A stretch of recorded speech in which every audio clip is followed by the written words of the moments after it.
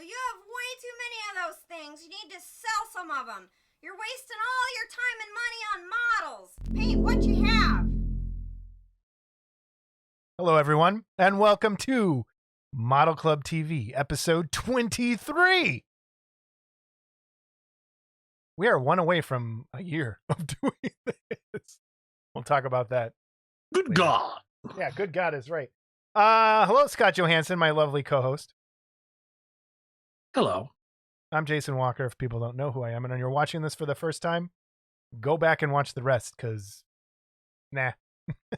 Actually, there's an email about that. We'll talk about it later. How are you, Scott? How are things? Things are great. Just Have a good couple fantastic. weeks? Got some things in the mail. Got Wonderfest coming up. Yeah, it's the calm before Wonderfest. You ready? Yeah, I'm ready. And what else? I'm feeling kind of weird. Like, and I'm going back to work as soon as I come back from Wonderfest. So, oh, cool. They are starting the plant again? recovery is over. Yes. All right. Yeah. Actually, I might go in for a day this week and a day next week, but we'll Good. see. I'm feeling weird. With Wonderfest, it's 2 weeks away. Normally, we'd be scrambling for the Model Club contest, or I'd be scrambling to have something in the contest or finishing something up, and there just isn't.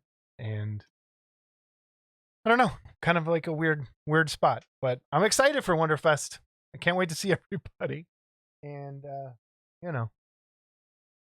drive to Louisville. There you go. Yeah. You driving with anybody? No. Aw. No. What? Do you want me to go with you? Nope. All right. So let's move on. I'm taking Jamie. You son of a bitch. You can take her. Go ahead. You watch any movies this week? As you sip on your drink. Black cherry Kool-Aid. No. Nothing? Mm-mm.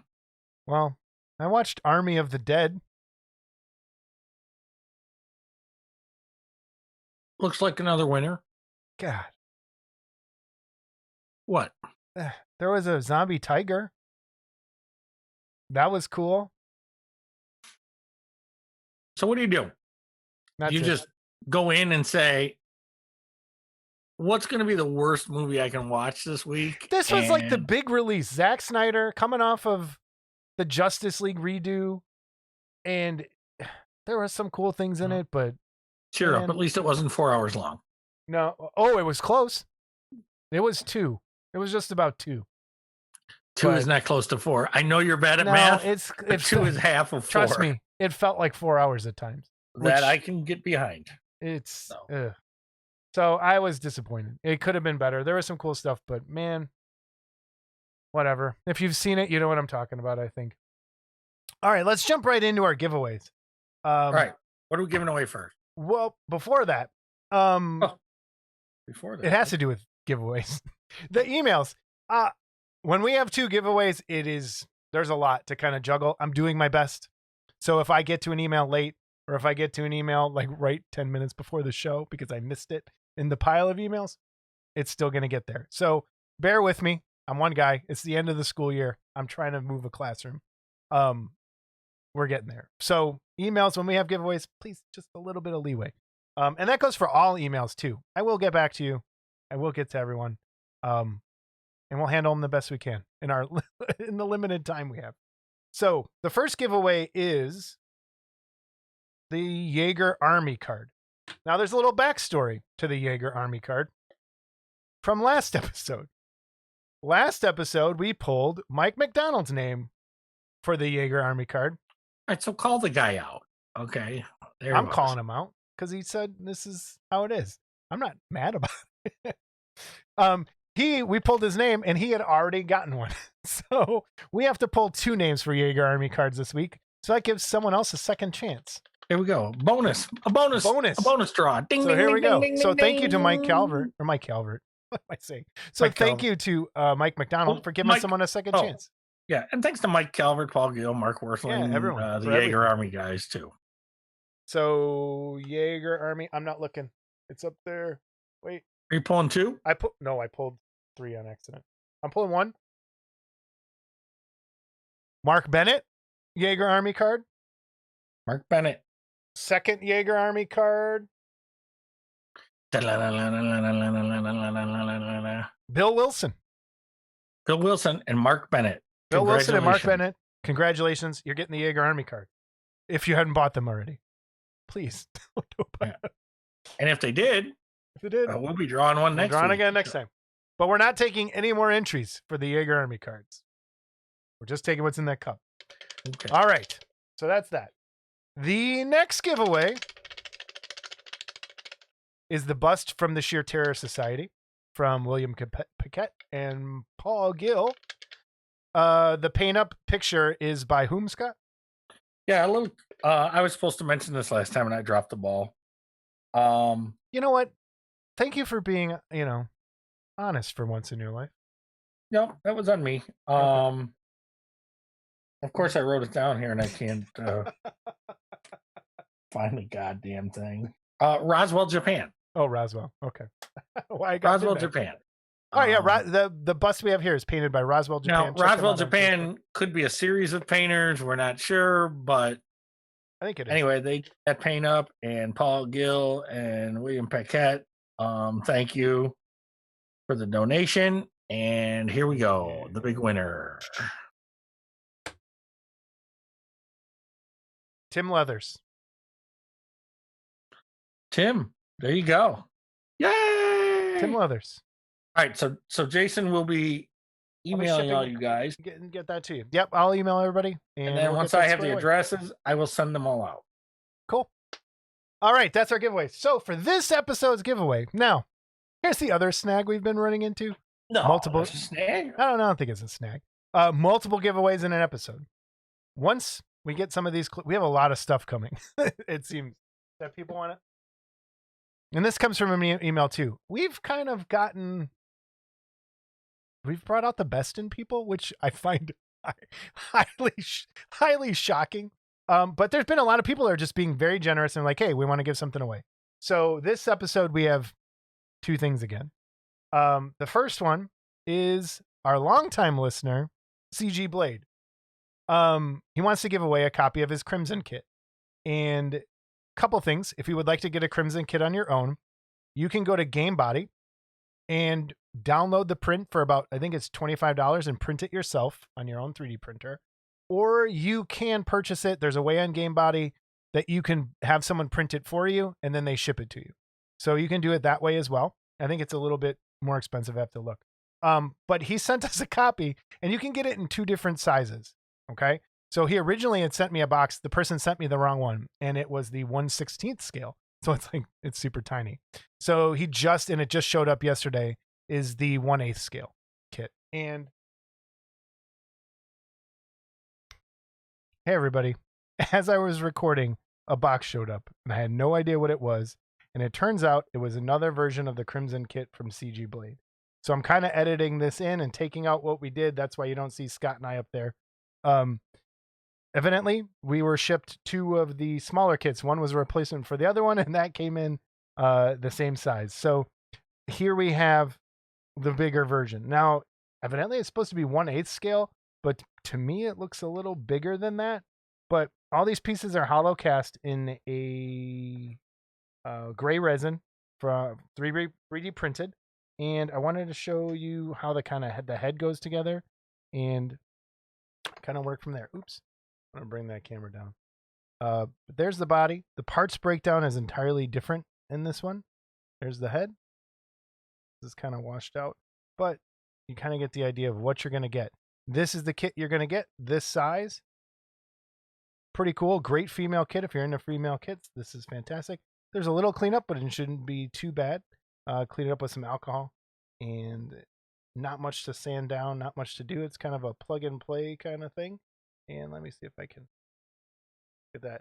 So you kind of get the idea how big the kit actually is there with her leg and her head on top. Now it comes with, there we go. It's so hard to juggle and try and talk into this mic. I'm not set up for this right now. So there's the kit. That's how tall it is. Her arms are broken down into different, I kind of don't want to take everything out. But let's show her hands. Here's one of her hands, and her fingernails are crazy detailed now. Very cool. Get a lot of cool stuff. Great kit. Again, check out Game Body. The base now comes in 4 pieces that you have to put together. And give you an idea how big the base is. It's hollow cast as well. Can't hold all 4 at the same time. I guess I could put them down, but that's the kit now. This is from CG Blade. Again, Crimson from the Pseudoverse series. The spikes now are even different pieces. That one is in there already. And you get the bees that come with it as well. There's some of the bees. Great kit. And these are the connectors. You get a little cup of connectors that go with it. So again, this is it. Really well done. Nice kit. Thank you, CG Blade, for donating this Crimson kit. I'm going to edit this video in to kind of go over the other one, but there we have it. CG Blade and Crimson. Let me get this on. Oops. Get this on one more time to get an idea how she looks. And then the funny thing is when you look at the smaller version, you don't see a lot of the detail that you do on the bigger one. So, and her eyes. Get the camera to focus. So it has a little flex to it, which is nice. It's not going to snap off right away. There's some flex to it, so that's good. There we go. Let's look at some of these pieces. These are the arms with the blood dripping off. Everything's out of focus today.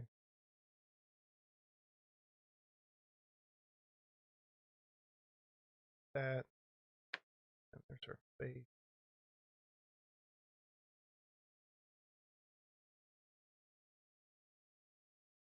But nice little kit. Blood drips everywhere. Again, these are made of a little bit more flexible resin. They're not going to snap off as easy. There's some play in there.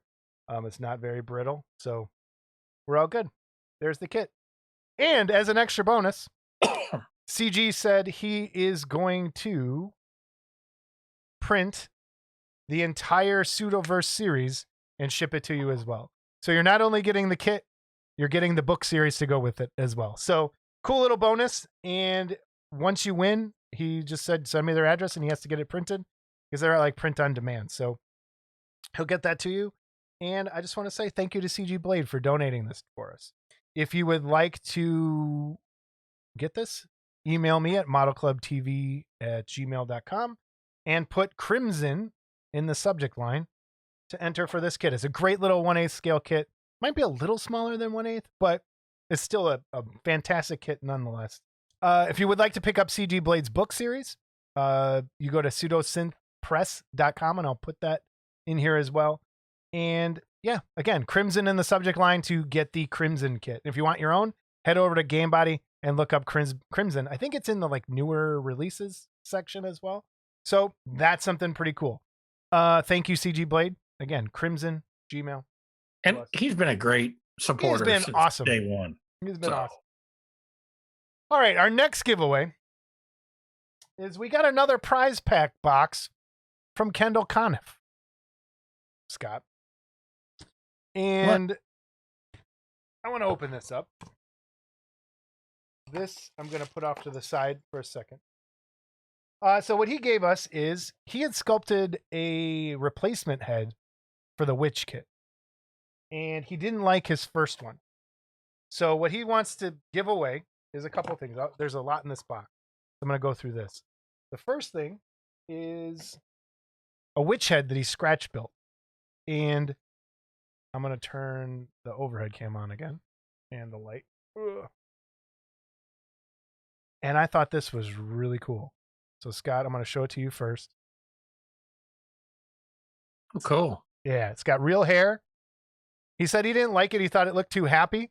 So if you would like a scratch built witch with hair, creepy hair to go with it, I think this thing is fantastic. So thank you, Kendall, for that. And to go along with that, he did a lot for us. And I'm very, again, people are blowing me away with their generosity.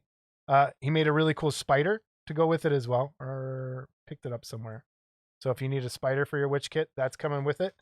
And also, in this lovely prize pack from Kendall Conniff.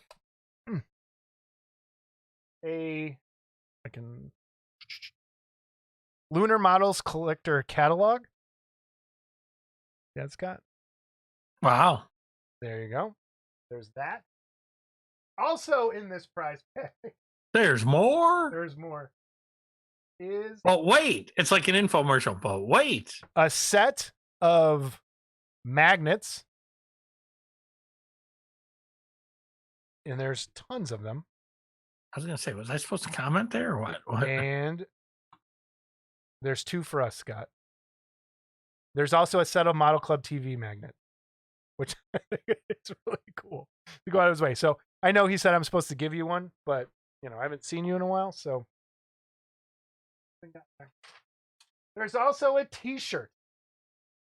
So there are 3 Kendall Conniff Studios t-shirts that he had made. There's a brown, a green, and a purple. Let me pull this back. And I'll let you pick the color, and then Scott and I will pick the other one. So he told us to take a t-shirt. So there's those. There's also a t-shirt. So I'll give you the color choices when you win. So if you would are like... those smalls? Are those smalls? Those are not. They're like our size. So there's that. So if you would like the prize pack from Kendall Conniff, email me at modelclubtv@gmail.com. And in the subject line, put Kendall KC prize pack or something. Just I'll figure it out. So there's that. The other cool thing that was in the box, Scott, and this was specifically for you.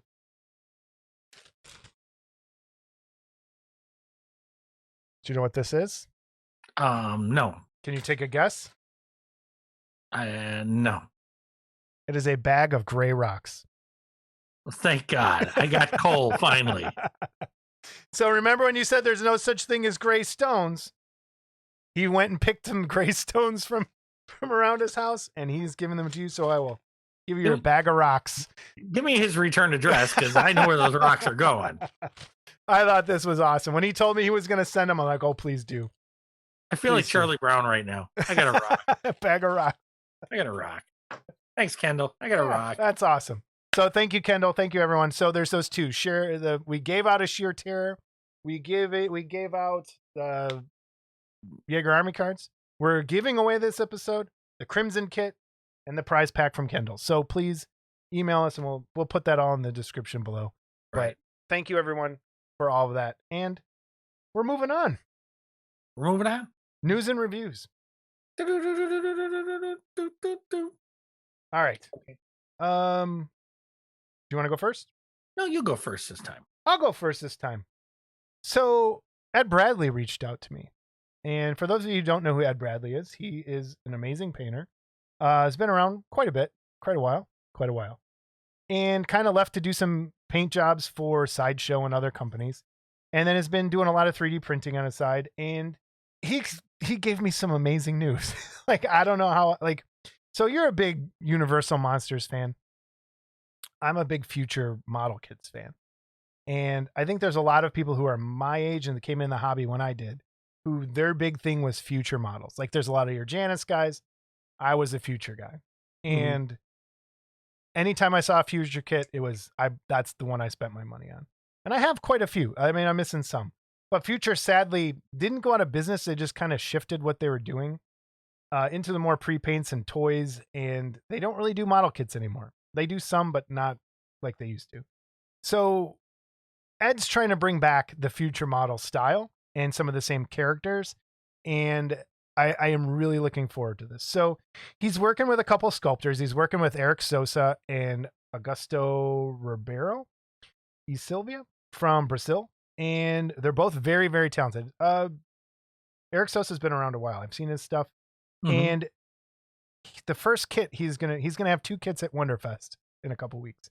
And these first ones are going to be 3D printed, but he is casting them in silicone and doing them in resin afterwards. But the Wonderfest exclusives that will be available in 2 weeks at Wonderfest are Doras versus Kamen Rider ZO.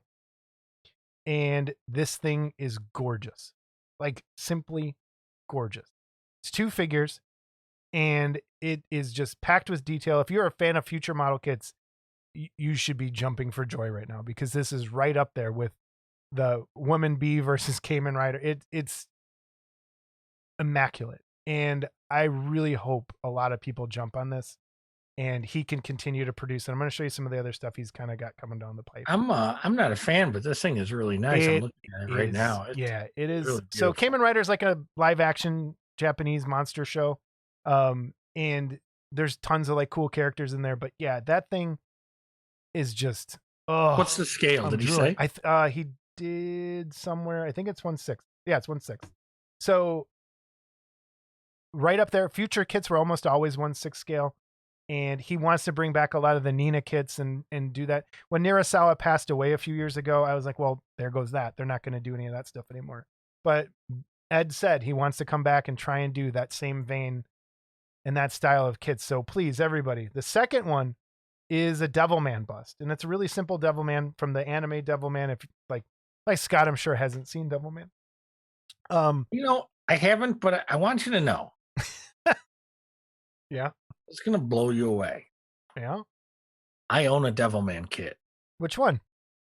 The old geometric one. Max Factory. Okay. Yes. I do own a Devilman kit. So that's the Takaya one that's based more of like on the live action, like a live action style version. This one's based. I love that kit you're talking about is one of the best model kits ever. Mm-hmm. Like that is I own 2 of them painted. It's a pain to put together, but that's a beautiful kit. But I do have some pictures of the Wonderfest exclusive that will be there. It's going to be in blue. It's going to be printed in blue, I think, and it will be there. Check this out. The Wonderfest version is 1/6 with a closed mouth, then a quarter scale or 1/3 open mouth version later on. So please, everybody, this is like when you hear rumors of people like, oh, Janice might come back or someone might print like more like of something that all the classic monster guys want. This is something that is near and dear to my heart. And I really hope that this takes off for Ed is to do more of this style future kit. And I think there's I think some of the guys that are doing a lot of digital sculpting grew up looking at like Takaya and looking at Nirasawa's work and just being huge fans. And the ability to digitally sculpt now for a lot of these people is going to open up some amazing doors. Please, come on, everybody. Support this. Ed Bradley's got a great idea here. And if you would like to pre-order the Doras versus Kamen Rider ZO, he has set up 2 separate emails, and I'll put them on the screen here. For the Doras versus Kamen Rider ZO is preorder.zo at yahoo.com. That's preorder.zo, Z-O, at yahoo.com. If you would like to pre-order the Devilman bust, you can email him he has separate ones for each one. Preorder.dman at yahoo.com. Preorder.dman at yahoo.com. So please. Give prices yet or no? He did not give me prices. He might have, but those might change when the versus the print versus that. Right. So I think that's probably why he did it. So just send him an email. He'll probably get back to you with what it is. And if you see him at Wonderfest, just give him a shout and talk, see what he wants to do. Look at what he's going for. And I'm excited. I'm really excited for this. So that's the one thing I had for news and reviews. And it's like, yeah. And Ed sent me a nice message today too.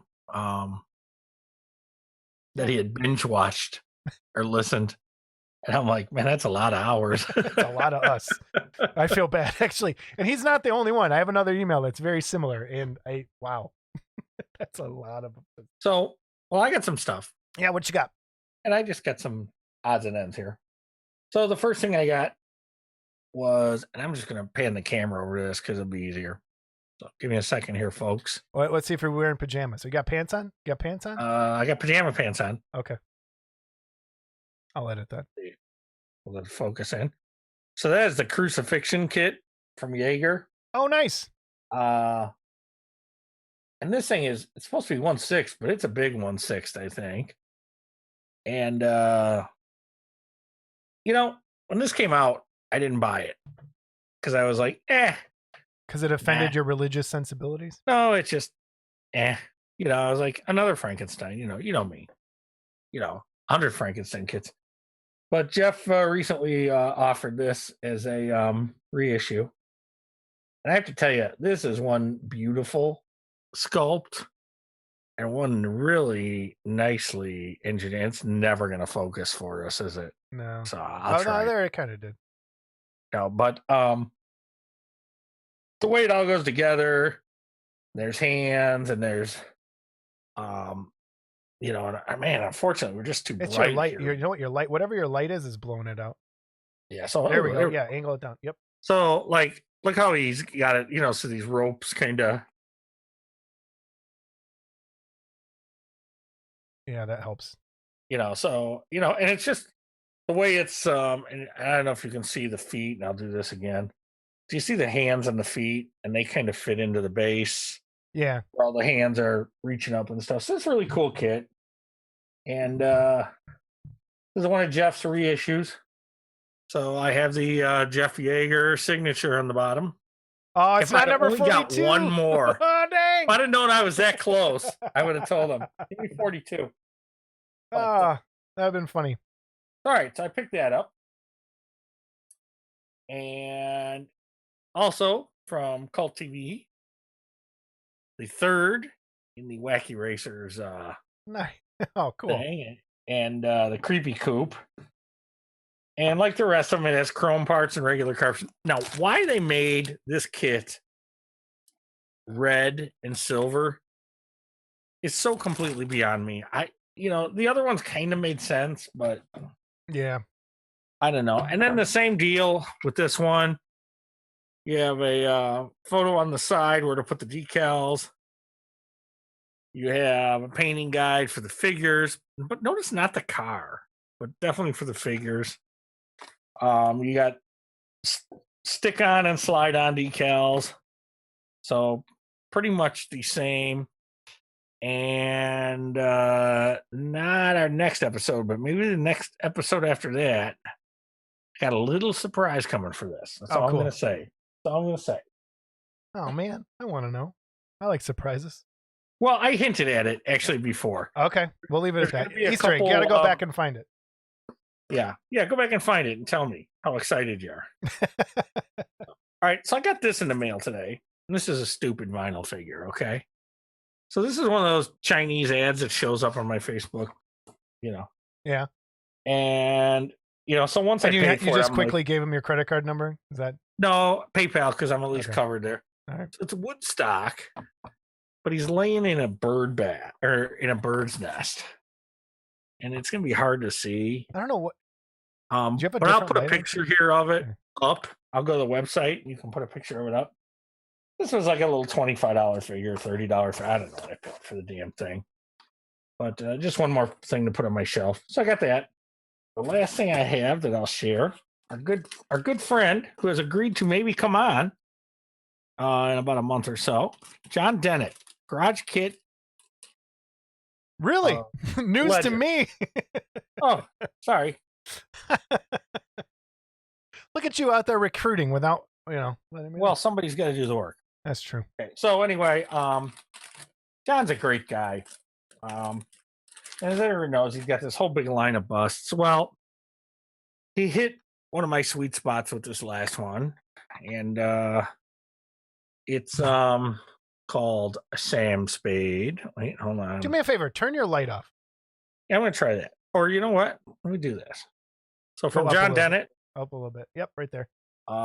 We have Sam Spade, and it's Humphrey Bogart as Sam Spade, and this is a lot better in person than. So anyway, this is a lot better in person than it. It's like there looks kind of like Roger Craig, but or Daniel Craig. But I'll try to get a better picture of it for you to put up. That's not too bad. That's a nice piece. And that cigarette is in there. It's a wire. Oh, and cool. It's molded in there. It does not come out, to the best of my knowledge. Don't pull it. So it's in there. And then I don't know how many people have bought kits from John Dennett before. And at the very bottom, read it. So it says, to Scott, may you always find the stuff dreams are made of. Best wishes, John Dennett. Aww. And he dates it. Aww. And anyone that's ever watched the movie, not that I want to spoil it or anything. It's only been out how long? But at the end, Humphrey Bogart, and I'm going to try to refocus here, folks. There we go. At the end, Humphrey Bogart, the police captain or whatever, asks him, "What's that?" And he's holding the Maltese Falcon, and it turned out it was a counterfeit. And he says, "This is the stuff that dreams are made out of." Yeah. Or made of. And so kudos to John Dennett. Like I say, I spoke to him, and I think we're going to be able to get him on. Cool. Excellent. That'd be awesome. So, all right. Anything else for news and review? I've been bugging John for a long time. So, no, I think that's all I have. All right. I didn't get a lot, but I got a few things. And our next episode we film like this, I'll be able to shoot all my Wonderfest goodies if I buy any. Yeah, you know what we're gonna do? What are we gonna do? Tell me. I'm gonna get you an overhead cam so you can switch somehow. Make it better. Look forward to that in a future episode in the coming year. All right, workbench, Scott.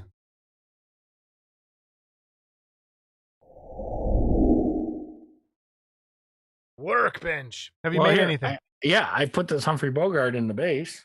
Oh, good job. I'm proud of you. Talk about the stuff dreams are made of. And I fit this Frankenstein kit together a little bit. Okay. That works. Sort of. It's gonna come. This question's gonna come up later in an email. So what's on the workbench? So there's gonna be a customizing kit for this. I'm going to spill the beans now. Why not? All right, spill it. So there's going to be 2 customizing kits. So if you look at this kit, or if you look at this car in photos, there's 2 ways you see it. One way is there's a dragon that was in this car, and all you see is his tail coming out. And the other way you see it is the tail's coming out here, the head's here, and 2 wings on each side. So it's going to be offered 2 ways. It'll be offered with that tail, or it will be offered as the whole thing. And there's also going to be an extra window that's not on the kit. It's going to be put here.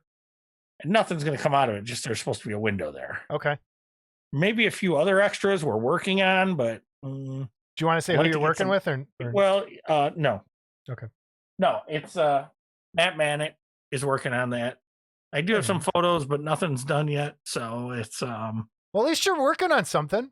So that counts for so I have to venture back into casting and molding and shit. Nice. So, happy days. Yeah. Happy days is right. Well, I'm proud of you. That's good news. Summer is always such a great time to do that. So, well, then you complain about winter not being a good time, and then there's really no good time. There is no good time. There is. You got to get that shop set up. Yes. Come on over. Help me out. All right, I will. Then you could go swim in my pool. You could jump in and turn the water black. I don't take my shirt off in public. I don't either. I'll wear one of those UV shirts. That'd be great. Oh, man. All right. That's all I got. All right. So what I got. What do you have? Is I have ventured into 3D printing. If last episode, you'll know, like we let everybody know, I got an Elegoo Saturn, the wash and cure print station. So I've been kind of... I want to go back to what Larry said. It's not Larry Brackney. He said it's not just jump in. It's not as easy as it looks. And that's true. I'm finding that out. But I think once I get it dialed in, there's a lot. I'm glad I found some people that have been very helpful. The Charlie, who's on the episode today. We didn't mention that in the beginning. We will. Charlie Robson, he helped me with some stuff.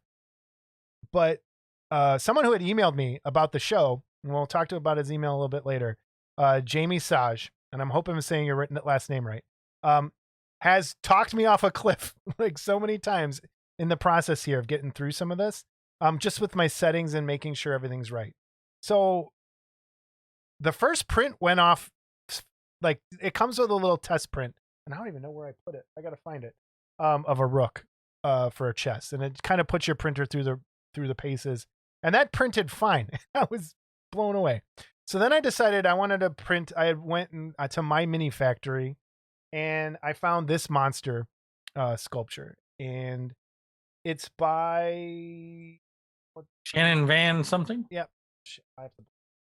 Shannon Van Pelt? Yep. Shannon Van Pelt sculpted this, and it's a monster bust. It's Frankenstein's monster.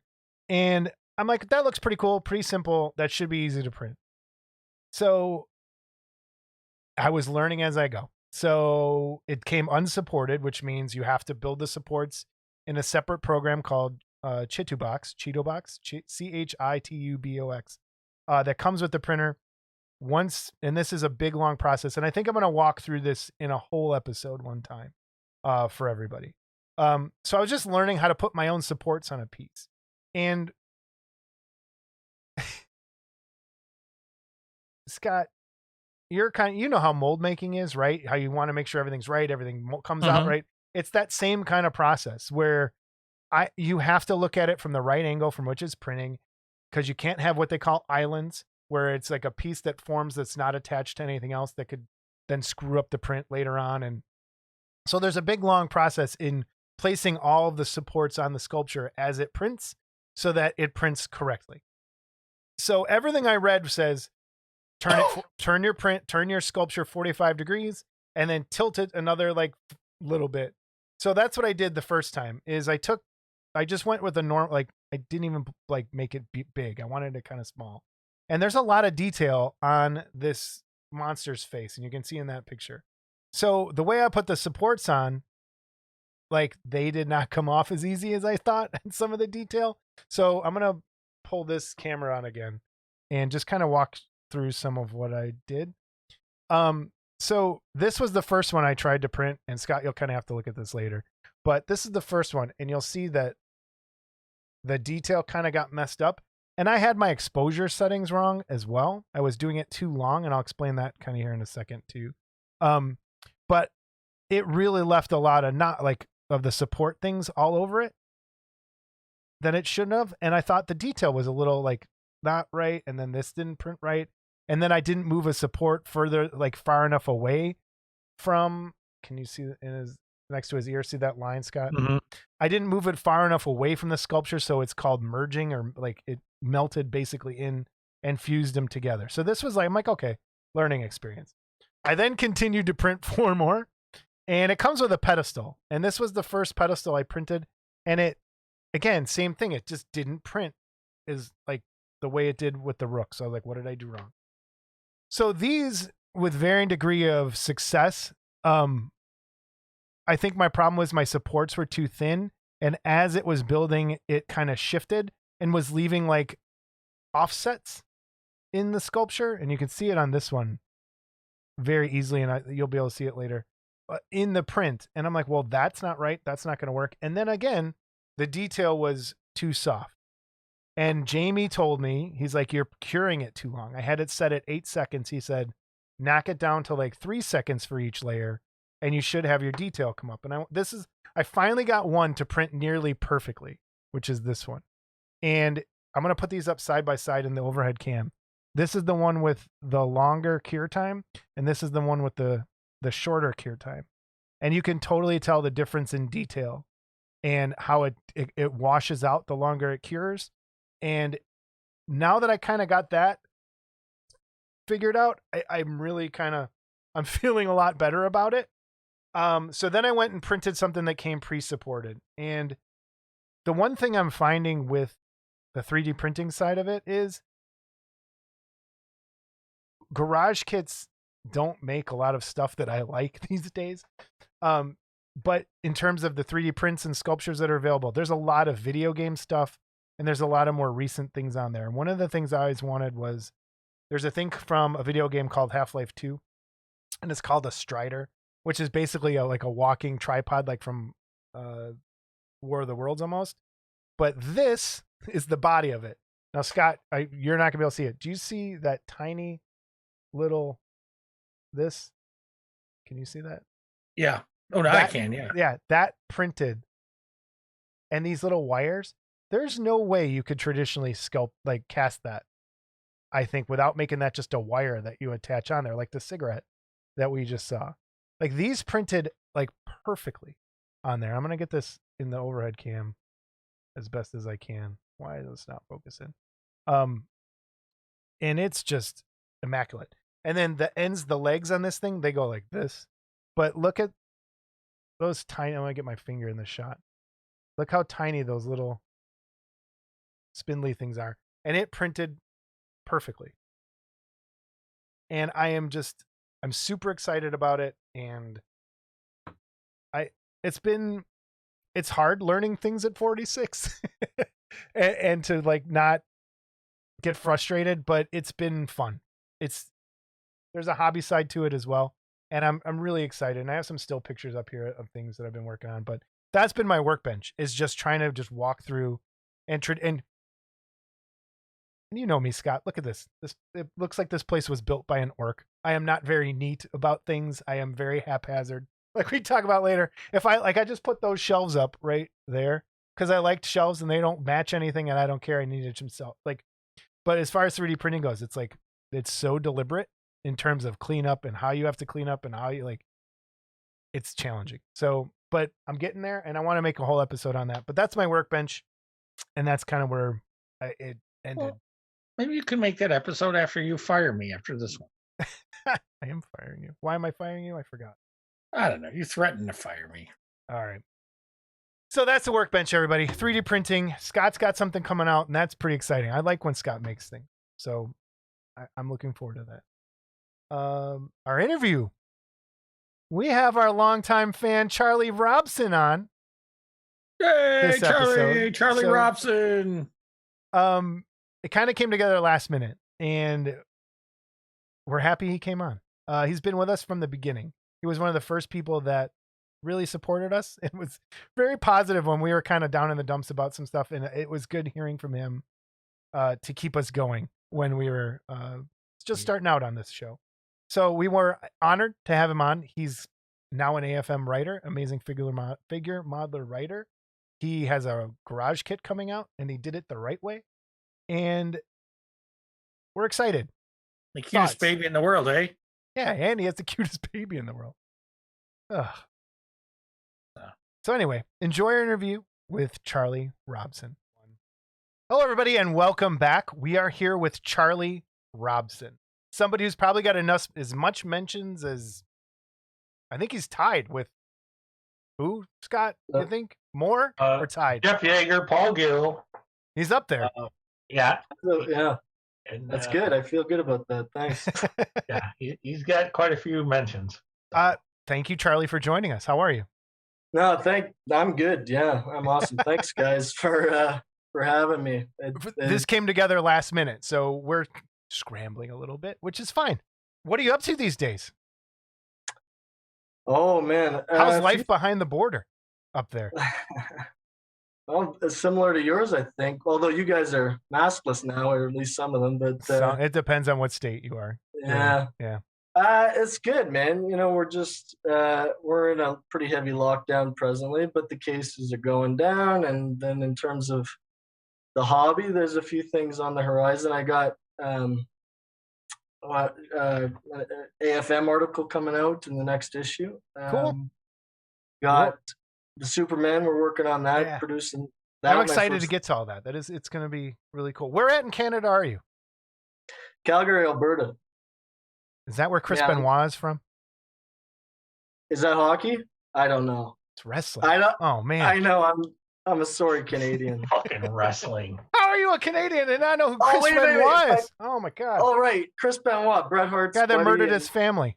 That's right, Chris. Yep. Of course. No, I just haven't thought about him for a while. Actually, I knew Bret Hart. Oh really? Yeah. I used to train at my mother's gym. They ran a couple gyms in the city, and Bret was a regular with the Grant McReynolds, who was one of the strongman champions out there. Oh my god! Yeah. And so Bret would come in, and I'd be the little dude working out behind the juice bar, making shakes and whatnot. That's awesome. Yeah, it was cool. He'd bring his little pug in, and he was a cool guy. But anyway, he and Chris were friends, I know. Yeah. And then Grant was his one of his buddies, and Grant, poor buddy, committed suicide. But it's just I don't know. There's a bit of tragedy in that Hart family, unfortunately. Oh yeah, it's been a long road for many of them. So yeah, on to brighter and happier. World Wrestling Club. Okay. Hey, if I could have a wrestling podcast, I would. Hey, we lost New Jack this past week or a week ago. If anyone knows who that is, probably just me. Anyway, I like wrestling. really? Yeah, Oh, I man. watched it as a kid. I did the Big Boss Man. Jake the Snake was my guy. Yeah, Jake's And, the best. Love him. Yeah. Doink the Clown and Yokozuna and all those guys. Those are good guys. Doink Those the are Clown great is ones. doing the Model Club podcast now, and he's. Yeah. Oh man. But you know everyone what he is- said though? He watched that when he was a kid. A kid. Yeah, he fell out of it. This is Scott's I last grew up a episode, little. everybody. I feel This it. is, sorry. He's got to go off on his own Yeah. and leave you. Uh-huh. Let's watch in you the fumble dust. with keys and microphone wires. How did you get involved in the hobby, Charlie? Yeah, my father was a modeler, and he raised us, both of us kind of doing the model stuff. He was a 35-year city street cop veteran with the Calgary City Police, and so when he wasn't working, he was down in the hobby room or the model room, building all sorts of stuff. Started with he used to build like some original Auroras back in the day with his mother, and I remember he was talking about my Nana building the Red Knight Aurora model with him, or helping him build that. And then later on, for us, he would build the glow kits, just the basic ones like the Dracula, the Frankenstein, Wolfman, Phantom, and Mummy, all those guys, Creature. And so we kind of grew up with that. And then Horizon hit, and Geometric and Screamin' and all them, vinyl became the thing. And so we were all kind of horror buffs. He never censored anything for us. So he brought home the Leatherface, he brought home the Freddy Krueger, he brought home the Jason, and then Horizon, he did the Hulk, he did the Thing, and then he brought home the Doctor Doom, which I've heard Scott is a big fan of, a big fan of that one. Weird question. How old is your dad? He's 68 now. 68. Okay. Yeah. So is he Scott's age? No, he's whose age? Dick, he's not my age. Okay. Yeah. And anyway, he brought home that Doom, and that was my first kit. I had seen him do the other ones, and he kind of showed me how to remove the flashing and how to heat it up and kind of put it together and whatnot. I think I painted a few things, but I kind of started that kit. That was when I was 12. And I remember I was airbrushing, and I didn't know what the hell I was doing. And he never really got big into the airbrush either. So I think he found the whole thing to be a real pain in the ass, to be honest. And maybe that's why I didn't stick with it. Maybe I found it to be a pain in the ass too. They are a pain in the ass. Yeah, they can really be, are. I was struggling with mine just yesterday, or 2 days ago. I was struggling with mine. But anyway, so I was about 12, started that kit. And then it wasn't until I was 26, something like that. I came 24. I came home for Christmas, was bored out of my skull. I was living in Vancouver at the time.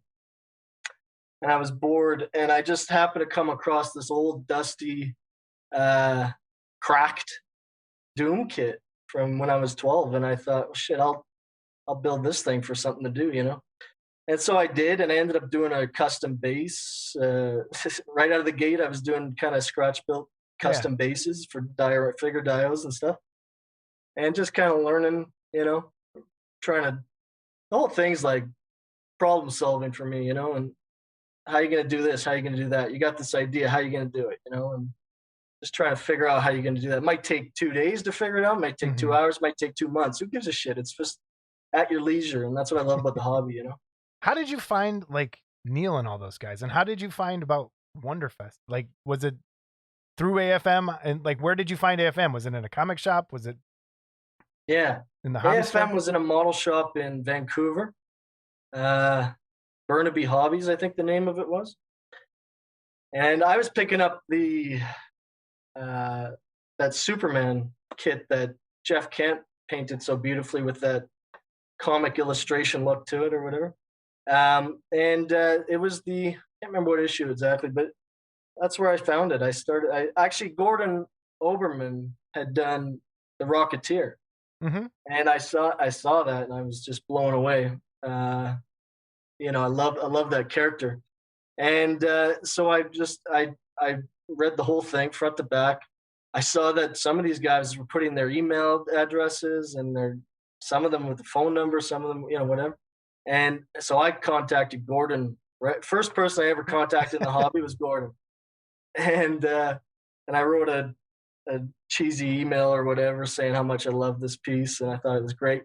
And he got back to me with a pretty extensive response. And he was super supportive and generous with his words. And that's kind of where that started. And then I saw that Terry Webb had put his information in there too. And so I called him just cold. Actually, no, I was calling the magazine. And Terry, it's the same number. It's the same number, right? Yeah. But I couldn't believe it. I was like I'm coming from this as a massive fanboy, and I called this number that was just in this magazine, and Terry Webb picks up. And my father had the Garage Kid Ate Your Wallet book when I was a kid, and I'd watch that or I'd read that, and so I kind of knew who he was. And obviously I knew. And then when he picked up, I couldn't believe it. So an hour later, as we all know, Terry is a talker, and it was just, he was super supportive as well. And we talked. I didn't know anything about resin, honestly, back then. I didn't know. I was just kind of started with the vinyl, but grew up with the styrene. And but yeah, I was just more like, hey, do you have any like Horizon or Screaming or Geometric shit in your books? And trying to figure out what issues I should buy. Obviously, all of them, but I didn't have a lot of money. But anyway. He was really supportive and just great. He's been fantastic since then, for all these years. So yeah, he has. Scott, question? What is your favorite? Because I notice now you seem to have dived into resin pretty good behind you. Yeah. So what is your favorite? Do you still prefer vinyl? Do you styrene, resin? Do you have a preference? Definitely 100% resin. I don't know what it is. Like I like my models. Generally, they're pretty solid, like solid cast resin pieces, and they're stronger. They don't warp as much or have the potential for warping. I do a lot of customizing, and so I'll take a $250 bill or figure and just break it apart and rebuild it. Repose it. I learned that from Neil, I think. Obviously. Yep. When you sent me the picture, I was like, man, you're fearless. Like anything, you'll just crack one of those kits and break it and do whatever you want to it, which is a rare thing. It's not easy, man. I remember many conversations. So with Neil, I started my first kit ever was the Hercules, the Steve Reeves, Sean Nagel's Steve Reeves Hercules. And I did a custom base for that too. I did a pillar, a stone pillar, broken. He was Hercules Unchained or whatever. So I did that. That was you don't see a lot of painted stuff because most of it's in my father's house. That was a gift to him, and he has my Talos and all that. So that was next. Talos was next, and I had a water. I'm always trying to do shit that I don't know how to do. Because I want to like develop those skills. Like if there's an opportunity to learn something, I want to kind of do the research and learn it, And so with Talos, it was a water effect that I'd never done. And so I just put it out there. I mean, I was just I would think I was on FMK at the time. Not sure if I was on Resumaniacs, but anyway, I was kind of out there just trying to get it, network a bit. And I just threw it out there that I was trying to do this water effect. And the only person that chimed in was Neil. And he came out and he said, this is, and then we got into personal chat, messaging, and then phone calls, and man, just super, super close since then. And it was kind of him that instilled in me that courage to just, who gives a shit? Just, if you got a vision, just go for it, And it kind of went with what I liked because I always wanted.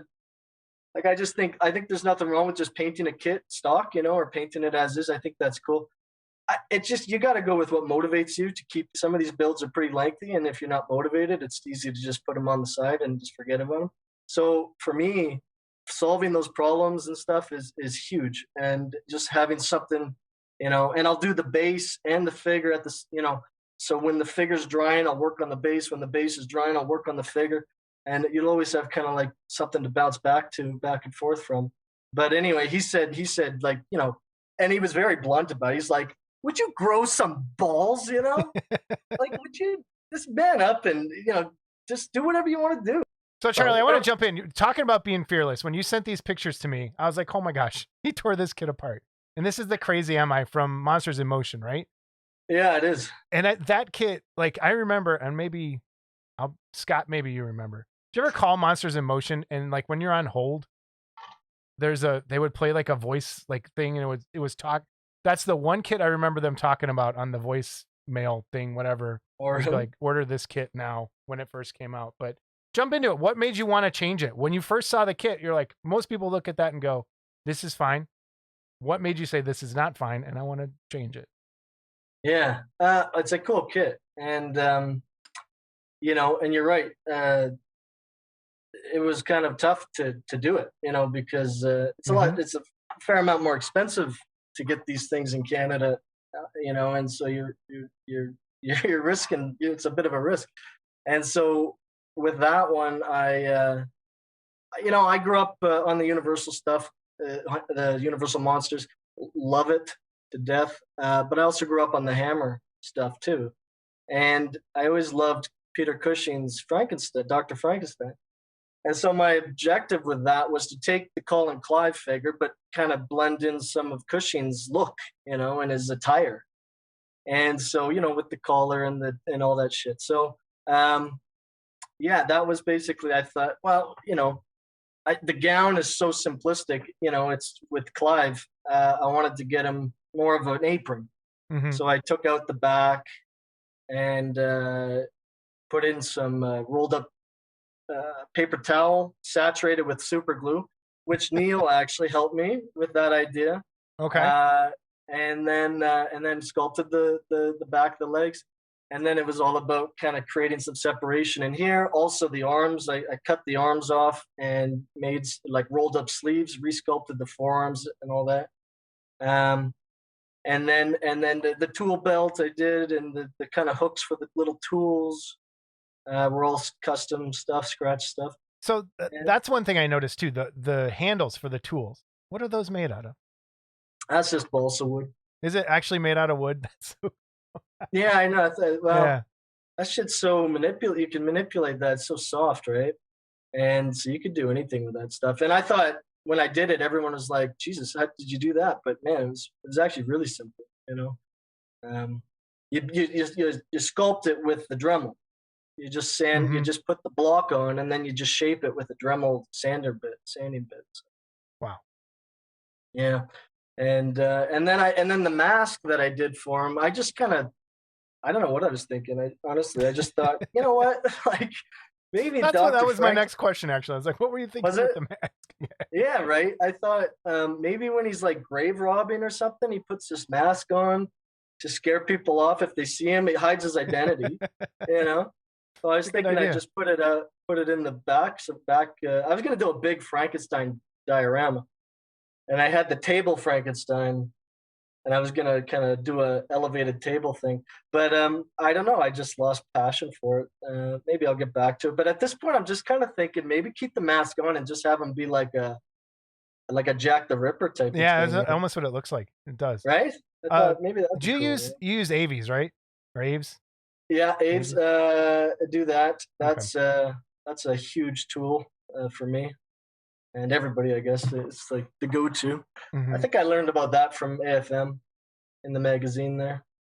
And, but yeah, basically it was just, I can sculpt, but I'm not, like, I can't sculpt from nothing. Generally, I've done a few things. But so if I have a foundation, or I have a foundation, like a skeleton, and I have an idea in my brain, I can kind of like generally make it happen with some work. But yeah, like, there's no way I could have done that from nothing, you know. The apron looks really good. Yeah, just a little flap hanging down. And well, when you bought this kit, did you look at this and say, "I'm going to do this," or did you just say, "Ah, that's kind of cool. I'll do something with it"? And then when you Well, my objective with kits is always to do something unique and original. So like I'm all about the stock build on some stuff, but generally I'm trying to do something that nobody else is that I haven't seen before. And if that means I got to break it apart and do, that's what it means. But that's where my interests lie, and that's kind of what I find to be most fun. Bases are most fun, but anything custom, I try and do. I'll generally get 14 ideas in my head about what I want to do with a kit, and generally you'll do all 14, but you only use 10 of them. Sometimes you'll in a unique scenario, like with the thing, I think I did, pretty much all of them on that one, but yeah, so that's pretty much what that is. I get the idea. I know I want to do something unique with it. I want it to kind of be my own, like nobody else is ever going to have something like that. And so that'll be my kind of motivation, and I'll strive to do something unique. So, Nice. I don't know It if that turned out sounds really good. weird or what, but no, Onto the Pretorius here. A couple things I want to talk to you about. The spider web's number one. After when we kind of get towards the end of it, but this is one of those moments where I think people will end up hating me. I hate the scene in the movie with the tiny people. Yeah. It's so stupid. It's so dumb and out of place. And I get what they were doing, as they were showcasing the technology of the time or whatever, but it's so dumb. It's the dumbest thing in the world. And you managed to make it look cool in the kid form. Scott, Thank you. comment. What are you going to say? It's dumb. There's no way around it. It's dumb. Go watch Lord of the Rings. I will. It makes more sense. And orc makes more sense than Not tiny much. people in Not jars. much more. Yeah, Really? Is there a figure in the jar or no? yeah, it is. It is a figure. So how did you start? How did you what kit is that for people who don't know, in case they wanted to find it and try and do something similar? And then how did you break it down? What did you use? And just kind of walk us through. That was Mark Van Tyne's sculpt, and it's an older kit. I got it off of Kenny, and we do one thing wrong here. We always do this. We all know each other, so we always say first names, and then for people who don't, they're like, "Who's that guy?" So Kenny, who's Kenny? I know, but the thing is I don't ever use their last names. It's like Kenny Caruso. Kenny I know, Curso. yeah, Kenny Caruso, yeah. So we do the same thing all the time, and then someone will email me like, "Who are you talking about?" And I'm like, I don't know how to pronounce it, but yeah I hear you. So is it Caruso? Yeah, it's House Ape. So well, Kenny. Wow. I'm not afraid of him. Gonna see you in a couple weeks, maybe, right? No, he's afraid of me. Okay. Oh, my kid's going to sleep here. Here, I'll bring him on for a minute. Thank you. Come here, buddy. Come here, bud. What are you doing? Oh, look at that little guy. Look at that. He's got Jason's haircut. He does. Hi, Partially. Hey, Hi. Lincoln. Hi, Lincoln. What a happy baby. Yeah, he's maybe that's the future David Yeah, there Fisher. you go. Make sure We'll you do what see. your dad did. Lincoln. How old's Lincoln? He's 11 months almost here. On the Aw. 29th, he'll be Lincoln. 11. Are you gonna poop your pants? Are you gonna poop your pants? Are you? Twice already today. I want him to start crying so bad. Scott. Yeah. Sometimes he would, but yeah. You going to bed? You gonna be That a guy's model terrifying. or something? All right, buddy. Go have Sweet some dreams, Lincoln. Love you, Aw. pal. Yeah, Kenny gave me that kit. Okay. Or I bought it off Kenny. And Kenny Caruso. Yes. and so, yeah, I had seen it at Wonderfest. I knew of it, but I had seen it at Wonderfest, and I was kind of like, I spent a lot of money at Wonderfest, and I was on the fence about a few things, and that happened to be one of them, and I regretted it afterwards. But luckily, Kenny came along, and he was selling one, so I got it off of him shortly after I got home. And the hand is supposed to be like this, right? Like with Pretorius. And I just thought, well, shit, like do something, and I thought about I saw the jars. Now I agree with you. It's a little silly. It is. Like, I'm with you on that. But I thought maybe it'd be unique, kind of cool, something different. I hadn't seen it done with that kit. So I haven't either. And that's why I say I think it's a good idea. It really is. Yeah. So I took the arm and resculpted it, and so it was holding in front. But his hand, he was doing with his hands. So I thought I got to resculpt this entire freaking hand pretty much to go around the jar. Right. There's a photo I sent you that it's the point in the build where the hand is like in every direction, like the fingers. And that was the point where I thought, you stupid asshole, what did you do here? And I was cursing Neil for, just chop it up, grow some balls. Just chop it up. Yeah, exactly, right? It worked out. Managed to get it to look all right, conform to the jar. I ordered that figure from Australia. Never arrived.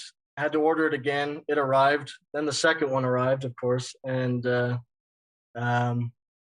but yeah, that's the beauty of 3D printing. Actually, save you a lot of time and money.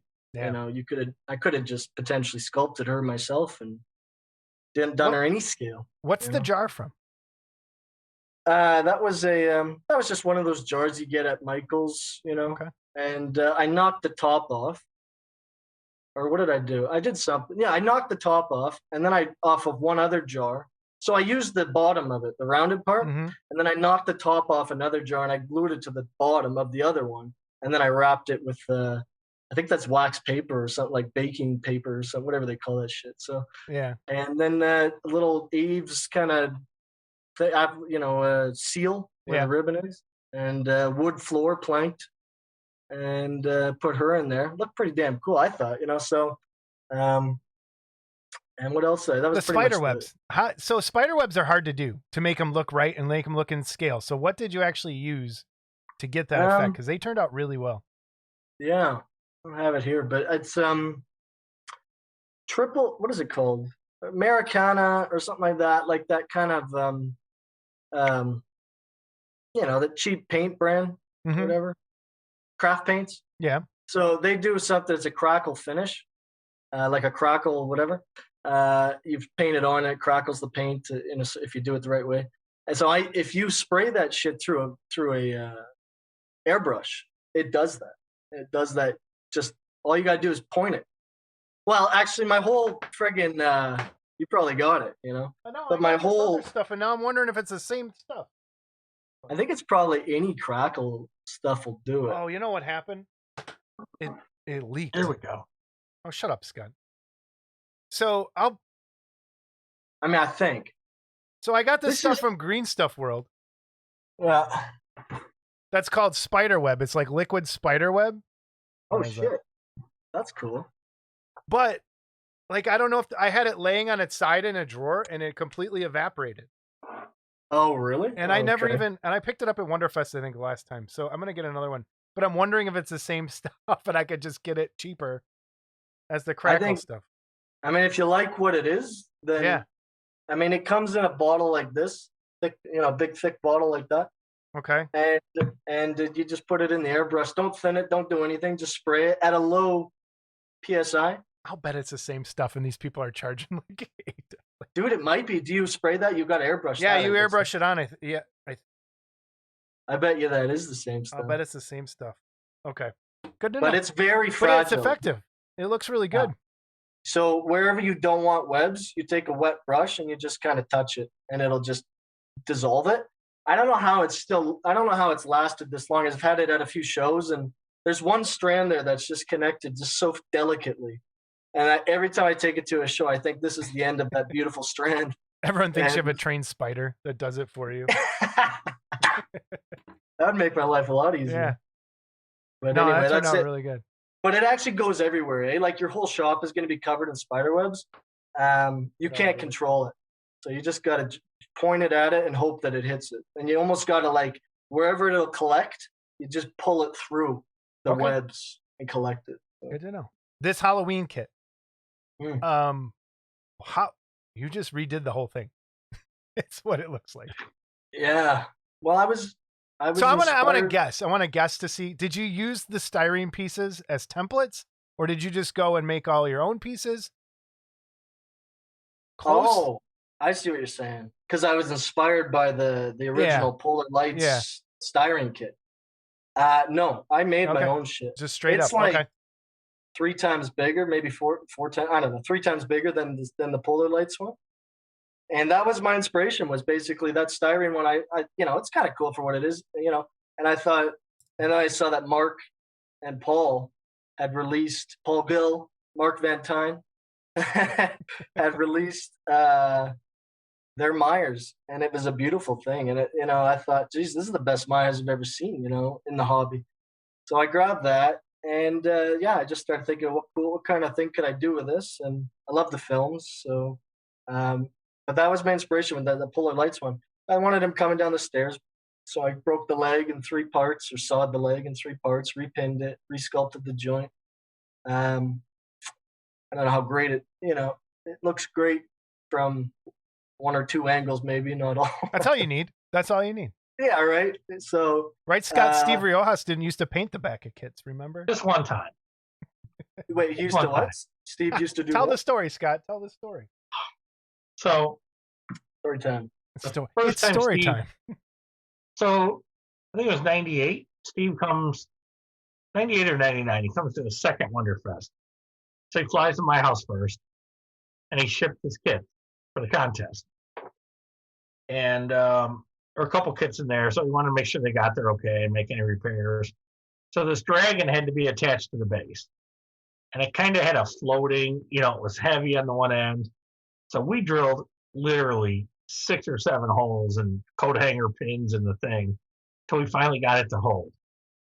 So then he touches it up with putty and the rocks that we, I had everything there. He painted more than I have in my house. So he says, "Oh man," he says, "I didn't paint the other half of this fin. And it's a spin that runs right down from the head." Oh shit. And I'm like, "Well, I got everything if you want to paint it." He goes, "Nah, it'll be all right." Okay. He wins a gold medal. He sells the thing for like $500 or something. I don't know. And to this day, that half of that fin is still not painted. So. Oh my god, that's amazing. Again, it's one angle, and no one ever really looks past. Yeah, no one looked at it. And it was beautiful. Don't get me wrong. It was really good. Wow, wow. Yeah, there you go. One angle, man. 1 or 2, you're good. You're gold. Yep. Take that photo Literally angle. gold. Yeah. So that kit, when I was coming to Wonderfest, that was the bane of my existence. I mean, I knew I wanted to bring something.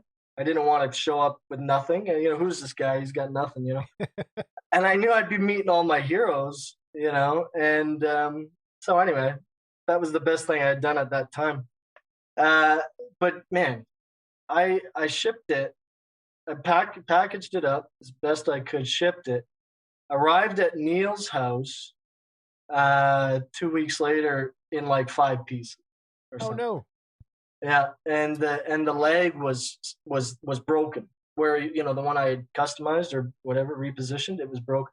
So anyway, Neil ended up popping it back into place, and the leg anyway, and it was pretty good. Just re-glued a couple things, and it was pretty much good when I got there. But yeah, getting it was Christ, it was like $150 to ship it there, and then like 150 back or something. Came back, Neil packaged it this time, and he's like, "Oh, I got this. I got this, Charlie." And he packaged the whole thing, and it was beautiful. Thing arrived at my place 2 weeks later, 5-6 pieces. So anyway, I had to redo it. He's still a little bit, like he's never been as secure as he once was. But so I don't touch him too much. But it's a gorgeous piece. When you go about printing like little newspapers and stuff, is there a process for that? Do you just find newspaper images and shrink them, or what do you do? Just kind of find images and shrink them in Photoshop and print them out. I use sometimes like an older looking type of printer paper. You get it's like a specialty paper, and or I don't know if it's older, but it just looks like there's a texture to it. It just seems like it's better for that type of shit. And that paper had about, I don't know, 12 or whatever, genuine, like authentic 1978 news articles from that year, all in it. I think Christopher Reeve was in there, or Christopher Reeve, and a few other things. And I know nobody would ever see that shit, Right. but I know it's But you know it's there. That's how I think too. Like if I put a detail in there, most people won't know. But yeah. There's all sorts of Easter eggs in my builds that nobody will ever see unless I point it out generally. So. That's fantastic. Let me talk about this DeConte individual for a minute. Because I have a theory what happened to your kid. Okay. I believe he probably packaged it really well, set it out in his driveway, and ran into that fucker with his gun. That's what I think happened. So, and if we could go on the record, you were in the car the day that I believe he premeditated my murder. And I just like your thoughts on that. Would you say that was a blatant attempt in my life? Well, I'll tell you, it was a bright sunny day. There was no mistaking what happened. I mean, I was right next to him. Okay, and if I had to, I'll be honest. I think he leaned over to me just before the event, the incident. And if I'm playing it in my head now, I think he said, now that Prick Johansson's going to get what's coming to him. I don't know. See, and that's what I think happened too. That's what I think happened too. It does keep me up at night. It keeps you up at night. I looked in his eyes and it was like I was looking into the eyes of Michael Myers, like the darkest eyes. Oh, I know. Pure evil. Keeps me up that he survived. I know. Yeah. Now ever since then, I look like him. You should feel. Yeah, that's true. You guys are like twins. You should feel good though, but because you weren't the only victim. There were a few people that didn't make it back that year because of me. Yeah, I don't. That doesn't surprise me. He's a bastard. He's a bad seed. That one. Yes, he is. There you go. Now that Neil hates all of us. That's put to bed. Yeah. Put to bed. Yes. Let's not put to bed. He'll be hearing from my lawyer soon. Back to this for 1 second. Just walk me through some of the other details in there. Balsa wood, right? All that. The whole thing. And then, was that aquarium moss that you used, or for some of the plants? What was that? That was kind of pre-made terrain or something. And you just peel it off. Again, I'd never done it before, so now I'd use a static grass applicator. Did you make your own, or did you buy one? No, I bought one. I'm not messing around with that. I don't know how. I've watched videos of them how they did it, but I bought one of those fly swatters with the intention of making one, and I saw that video. I haven't done it. I know. I saw the video. I got the Woodland Scenic, whatever the top one. Okay, they got, the only one. Yeah. So I need one of those. Yeah, and honestly, I haven't done any. I've been doing smaller things, surprisingly. So I haven't really had need for it, I'm sorry. I was impressed by the paint on the porch. Yeah. I mean, it just looked like a real paint. Just like a real porch. Yeah, thanks, dude. The weather is really well done. Where the wood's chipping away, you can see the bare wood to the. It just looked perfect. And I remember this was my first, who is this guy, moment when I saw pictures of this online, and I was like, wow, this is really good. Thanks, Scott. I appreciate that, pal. It was all balsa and just weathered with a steel wool brush. I mean, if you want to weather balsa wood, steel wool brush, this, one of these, whatever the hell. Anyway, you just run it along, create the texture, and then you just chip it apart. I'm always looking for things to add details, so nails are huge. I mean, small scale nails, just rust them up and put them everywhere. That's gorgeous. How long did it take? That was like 4 or 5 months. No, it was like 5 months. Maybe 4.5.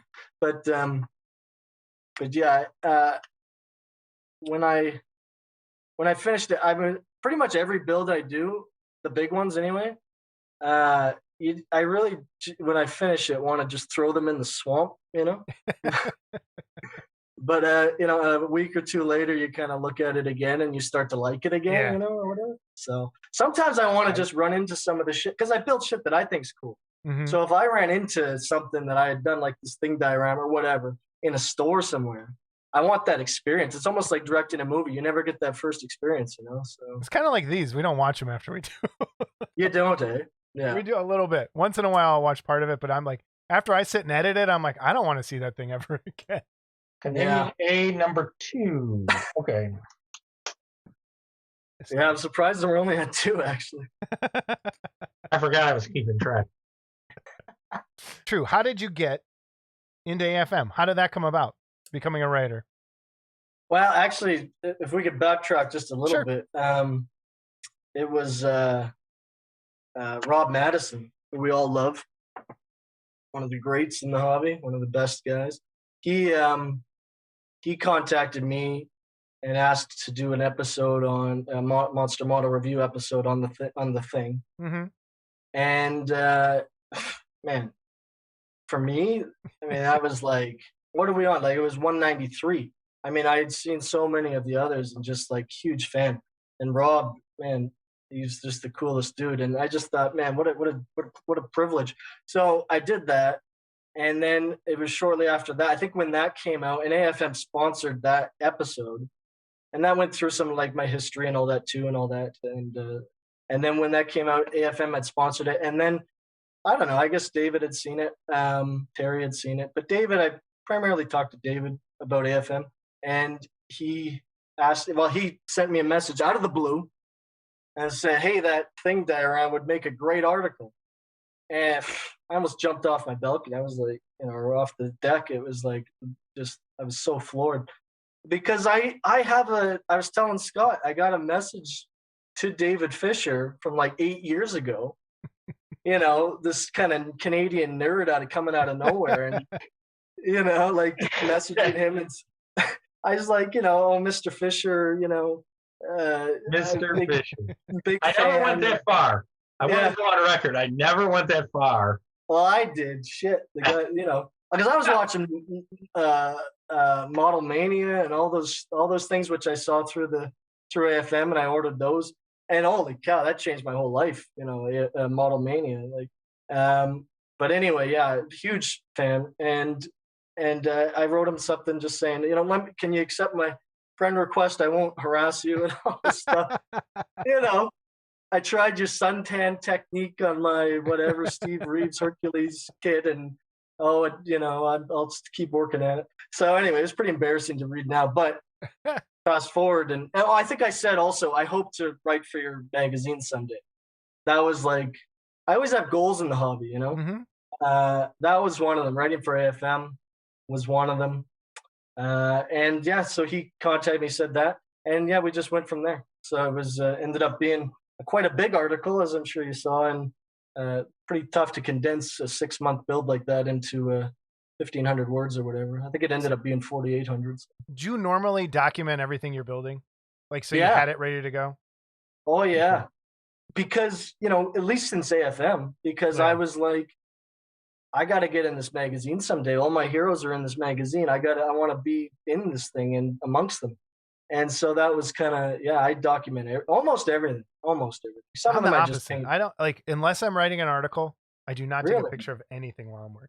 Maybe once in a while an Really? Instagram thing, but I'm just like so haphazard that I can't. I don't like thinking about it. That's cool. I need to start doing that more. You see that look he's giving me? Where is it? What? Giving me a look. I didn't give you a look at all. I agreed with you. You're haphazard. Uh-huh. So I tell you what, Charlie, we all talk about what a great guy Rob Madison is. Let me tell you what he did to me. Did he try to kill you too? No, but I wasn't there to witness that one. early on in the hobby, I like a lot of us, I think, we really thought Dave was the shit, and not that Dave's not the shit, but so I got my picture taken with him, and Dave being gracious as he was, he'd come, put his arm around my shoulder, takes a picture of me. Poor guy. So somewhere I post pictures, and Madison grabs that picture, and he puts word balloons on it, and he's got me saying, "I love you," and Dave going, "I know." It was just like, you fucker. That's awesome. That's good. Yeah, It was Rob's a great. good dude. Well, when I went to Wonderfest, I swear to God, I was there for 10 minutes. I saw Saul, Alvarez. I saw Angelo. I saw Scott. I saw all these dudes, and I was like just blown away. Went to the hotel room. I was with Neil, and he was, his old ass. He's getting slow. He was moving slow, getting ready, And we had just done. I mean, it's 2 flights and a 17-hour drive. Well, 3 hours to whatever Boston, the 17th to Louisville. So it's a big endeavor, It's a journey for you. We're friggin' tired. So I was waiting for him to go meet everyone, and I just shut my eyes. I swear to God, it must have been 20 seconds, maybe 10. And then we go. All of a sudden, I see that this photo of me just, it's plastered all over Facebook, saying how much of a lightweight I am, and 10 minutes into Wonderfest, I'm already passed out and shit. It was so hilarious. And the whole trip, he was trying to catch pictures of me sleeping. What he was trying to do is catch you sleeping. Okay, you didn't wake up tied up somewhere.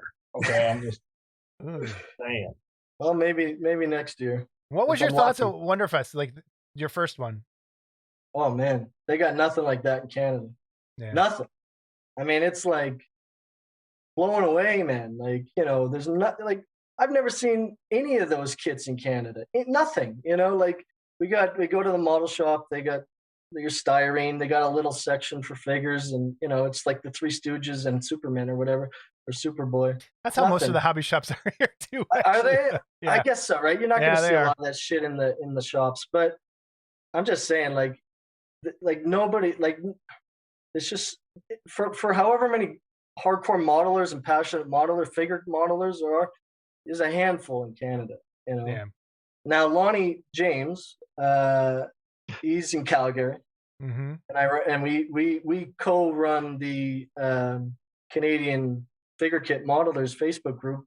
Started that about 4 years ago, just with the objective was to find all the others. Well, Lonnie's videos cracked me up. Oh, dude. Great videos. Those are great.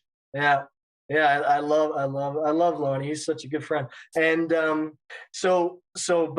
basically, that was the objective, was to find all the others. Well, 4 or 5 years later, I think we're up to 60, 70. That's pretty. I was just gonna. How many are there?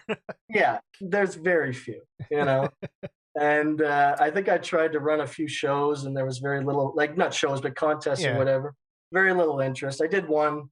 It was fun, but this next year around, it was going to be annual. But so who was like, when you did all that, who lived the closest to you that you didn't know? Like, you're like, oh my God, there's a guy like 10 minutes away.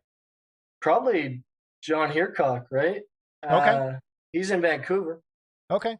We've chatted on the phone once or twice. He's in the group.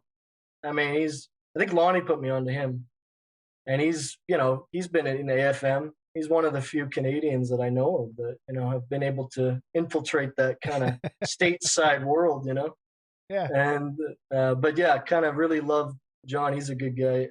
Everybody knows John, so on that side of the border, on your side. Can see what I got stuck with. Yeah. Jesus.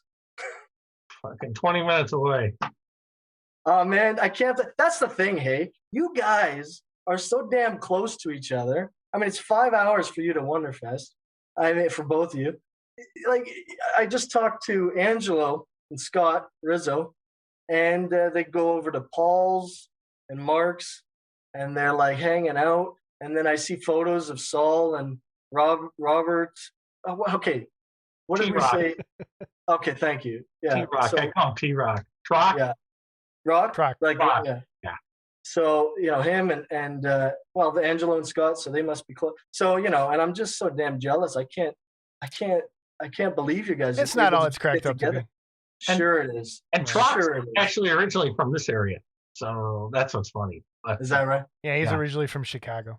So Jason and I probably spend more time together at Wonderfest than we do probably all year. That's probably true. Yeah. You guys don't hook up and hold hands touring? No, he's on a tight leash. Yeah, I'm on a tight leash. What are you talking about? No. Well, whatever. It's just cool though. I just don't like being in a room with you more than 10 minutes if there's no camera. He goes places with me and just he worries what I'm going to say and stuff. Yes, I got an uncle like that. All right, your thing kit.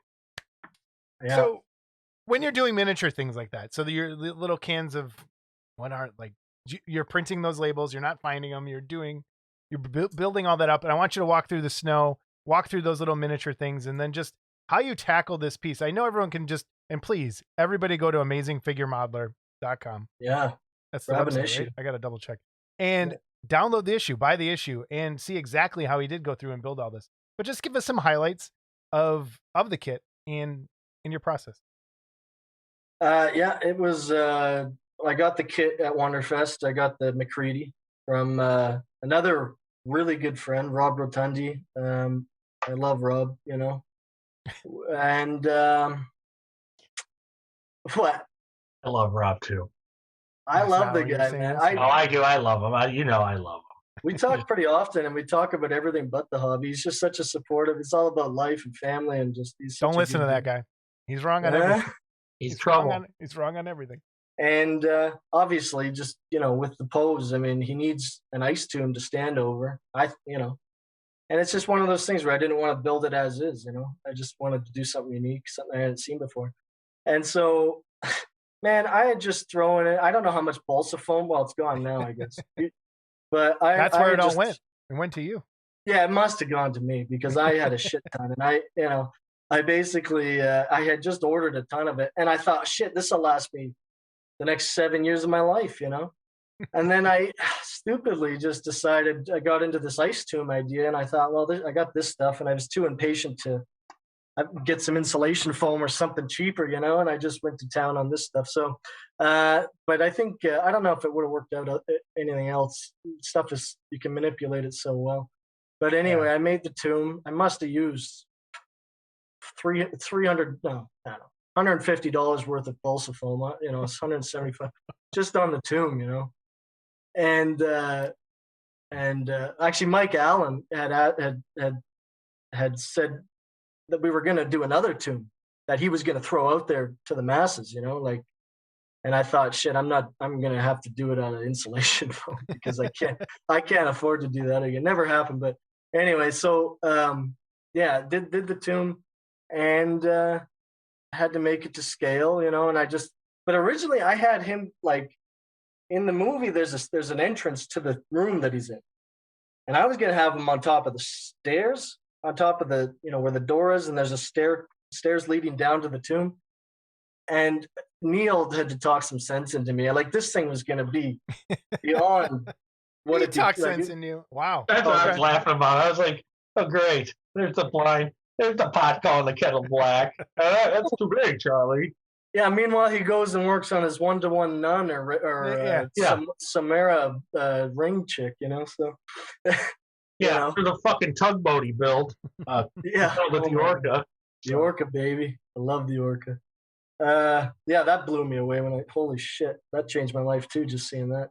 But anyway, so I had to scale it back a bit, and ended up being what it is with just the back wall and the tomb and him there. But I thought, shit, you can't see what's behind the tomb. I think there might be a side shot in the movie. So I definitely took some liberties, which I generally don't like to do. And I know Neil absolutely hates doing anything that isn't in the movie. It has to be perfect and exact, right? So I said, whatever, man. This would be a little more interesting. So I thought, well, they're keeping the ice block in this room. Why? Well, because it's cold. Maybe it's refrigerated. So maybe this is where they keep their food, for the camp supply. So I just started thinking, well, shit, if I did that, I could do all these. It's the Norwegian camp, so I could do all these cool labels in Norwegian. Maybe a little sign from the cook, in Norwegian or something. And so that's kind of how it started. And hey, Charlie. What a great nationality. Ask Scott if he saw the thing. No, shit. I think I remember this from a previous episode. Scott, have you seen the thing, man? No, man. No, man. All right, keep going. Yeah. Did you know there was a Norwegian camp? Yeah. No. Okay. Or I would have watched it. That would have been. I know. That's right up your alley, Johansson. Being Norwegian myself, I would have watched it. So there you go. That would have been it. Eh? That would have tipped the scale for you. I saw the A. I heard it. Hold 3. Okay. So how did you find the little jars and stuff? I didn't find them. I made You them. just made each one? The whole damn thing. Just using like dowels, like of various gauges and whatnot, and wood dowels, and just cutting it. I had one of those cut box things that give you nice, precise cuts. I don't think it was as precise as it should have been or could have been, but yeah, it just basically did that. Printed out all the labels, found and printed out all the labels. Had to do a lot of photoshopping on them to make them full labels so that would go around an entire, bottle or whatever. And man, that's a whole pain in the ass on its own. But yeah, basically, but really the biggest thing was cutting them out and applying them and getting them on there. The bottles, like the beer bottles, I found those online. They were the right scale, 1/6, and clear glass. Actually, they were glass. So I thought, well, shit, I'll fill them with resin. And as I said in the article, that was a real happy little nightmare. That was, holy shit, that was bad. That was really bad. But anyway, I got them filled up eventually. I think I lost a few in doing it, but and then sculpted some corks or whatever, and put them in there. Made crates. It turned out. It's one of the most impressive pieces I think that's been in the magazine. So hats off to you, man. It's a great piece. Can't thank you enough for that beautiful compliment. I mean, especially being up against so many amazing artists in that damn thing, Yeah, it's a good piece. It's really good. You said earlier you had a checklist of things you want to do in the hobby. This next one is actually creating a kit, correct? Yeah, that is correct. Yeah. So you're one of the, I felt like the young guy for the longest time, and I'm glad you came along because I'm not the little kid anymore. And to jump in, and you're jumping in with an old man's kit. So how did this come about? Well, I'm right. It started with a good childhood. Is where it started. I mean, my dad raised me on all that old shit. I was watching the black and whites and the serials from very, very young. I remember buying for myself, like at 9, like The Shadow, a serial, or The Green Hornet, and not just that, but the old radio shows, the Superman, Batman, the Whistler, the Shadow again, all those old things. I just relish in that kind of old time stuff. And that's kind of where it started. I thought, man, I ran into this incredible sculptor, as you can see, Lace Lee. The guy is phenomenal, and I mean, he's we worked on this thing for 4 months, and he's got no ego, and it was just such a bloody pleasure to work with him, and we just kind of, and it was just back and forth. I'd suggest a few things, and he would do it, and and I'd suggest a few more, and eventually, because I knew that there was this thing had the potential to be. There hasn't been a George Reeves for so long, and I think the only one I knew about, other than the old 25-year-old Superman and the Mole Man kit, was this one here. I don't know if you can see it. Yeah. So Joe Bello sold that to me. And I think it was it was 6 Cylinder Productions. I don't know what the hell is that familiar? That sounds familiar. It does. 6 strings. That's 6 string. That's it. Yeah. Maybe strings.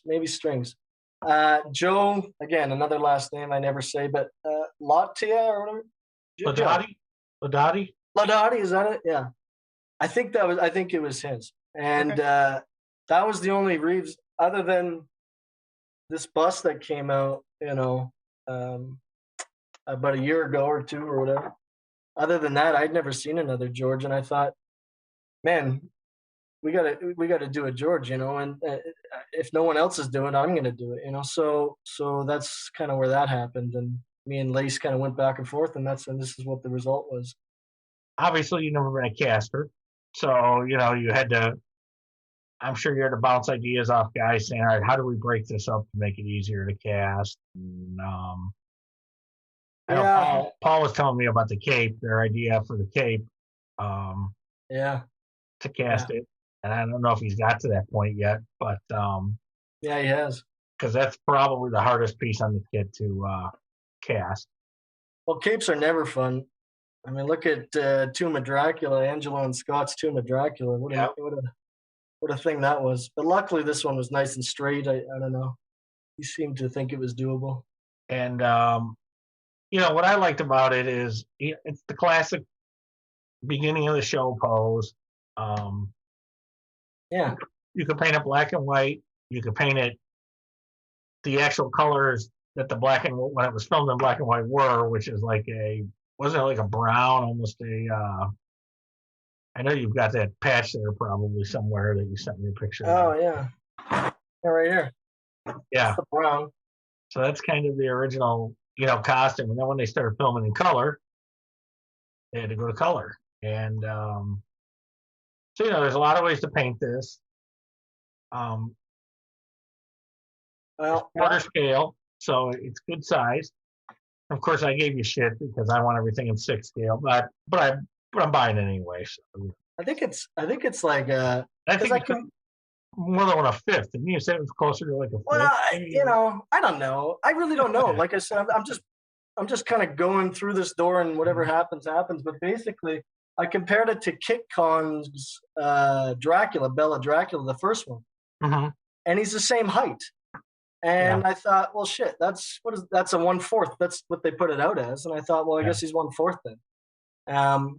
But the thing has evolved quite a bit. When originally it was just going to be the figure. Now we got Mark Van Tine has offered his incredible talents for sculpting a custom base for him. Oh, cool. Yeah. Yeah, super cool. So I'm really excited about that.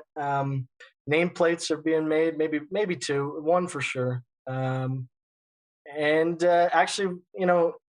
David Fisher is going to be painting the very first one. Look at this. Look at you. I know. They got the A-list first kid talent all over the place. Yeah. I don't know how. So far, what's been the biggest snag? Like, what's been the biggest? Like, oh my god, this sucks. I don't want to do this. Learning how to 3D print was the biggest. Was it? Okay. I mean, I just got into it, and I paid X amount for the thing, and it's intimidating as hell to press that button the first time, Mm-hmm. And so, but I don't know. They say it's ready to go out of the box. I know you're supposed to do all sorts of like tweaking to make it the best it could possibly be, but I did a couple things first, and then I threw the Reeves in it, and man, that sweater texture came out like beautiful, and I just thought, well, shit, this thing's tweaked. Like, I can't get it better than this. So I just went with it and had one fail on the whole thing, but the things work beautifully, actually. I can't really complain. Cool. And then you're just doing straight up silicone and casting. And so Paul Gill is going to be doing the molds cast, obviously, molding casting. He's working on the Beast for, what is it, 20,000 fathoms? 30,000? 20, right? He's doing 20, that right youngster. now. It's 20 for Christ's I watched it all. I tell you, I've seen that movie 5 times. But yeah, basically he's doing that now, and then he's focusing on George. Once that's done, Mark's going to be getting the base going, and the nameplates will be sending those to Paul. And we got 50 plus people on the list now. It's pretty solid. I was pretty. I thought, shit, I don't know if this thing will go for 5 or 10 people. But in fact, one of them, his name's Andrew Davis. He's a cool dude. But he's got an original costume, George Reeves costume in his home. And I was like, just such a fan. And I thought, shit, oh my God, to get my kit next to the costume in a photo or anything would be just amazing. Yeah, that would be really cool. So I'm kind of meeting all these collectors now who have been doing this for years. There's a lot of Superman collectors, and there's big time, eh? Yeah. Oh, there's the third A. That's the 4th. That's right. And you said it again. That's 5. Oh shit. So, are you happy you did it? Are you happy you made the leap? Like, yeah, absolutely. But does it feel like you're having a second baby? It's a lot of work. Yeah, that's exactly what it feels like. A second baby. Well, no, like, I don't know. Scott doesn't build anything, so like when you're actually making a piece of art or something, there's that, like when you actually have it and put it out in the world, it's that I just made this, and it's a feeling of like accomplishment is kind of what I'm going for. I don't know. So I'm like coming from this again as a major fan, and we all have this love. Like the group I've comprised of buyers, and everybody's just kind of in this thing, and it's a very. I mean, Scott, you're in there. It seems to be kind of a fun environment. Everybody's kind of like supportive and just wants this thing to be the best it could possibly be. And it's just a great group of guys. And yeah, so I'm definitely happy. Now you're dealing for every one of those. There's 3 others that said they were interested, and you sent them all the information, and they disappeared on you. You know what I mean? So I think that definitely can be a little trying, and especially when you're got life going on around you. So, but I'm not looking at it as a jump off thing. Like I haven't like taken the plunge here, because I don't know that we're doing anything else. I personally had the goal in mind, one AFM. If I thought it was possible, I would have had a goal to get a monster model review. So those 2 are done. And then the other goal was to produce my own kit and just get it out there. And if I never wrote another AFM article, or if I never produced another kit, like I'd be happy. Like that goal is accomplished now. So that's kind of where I'm at. Now that being said, I've talked to Scott. Like I have some other ideas in mind. I might end up doing another, with Lace.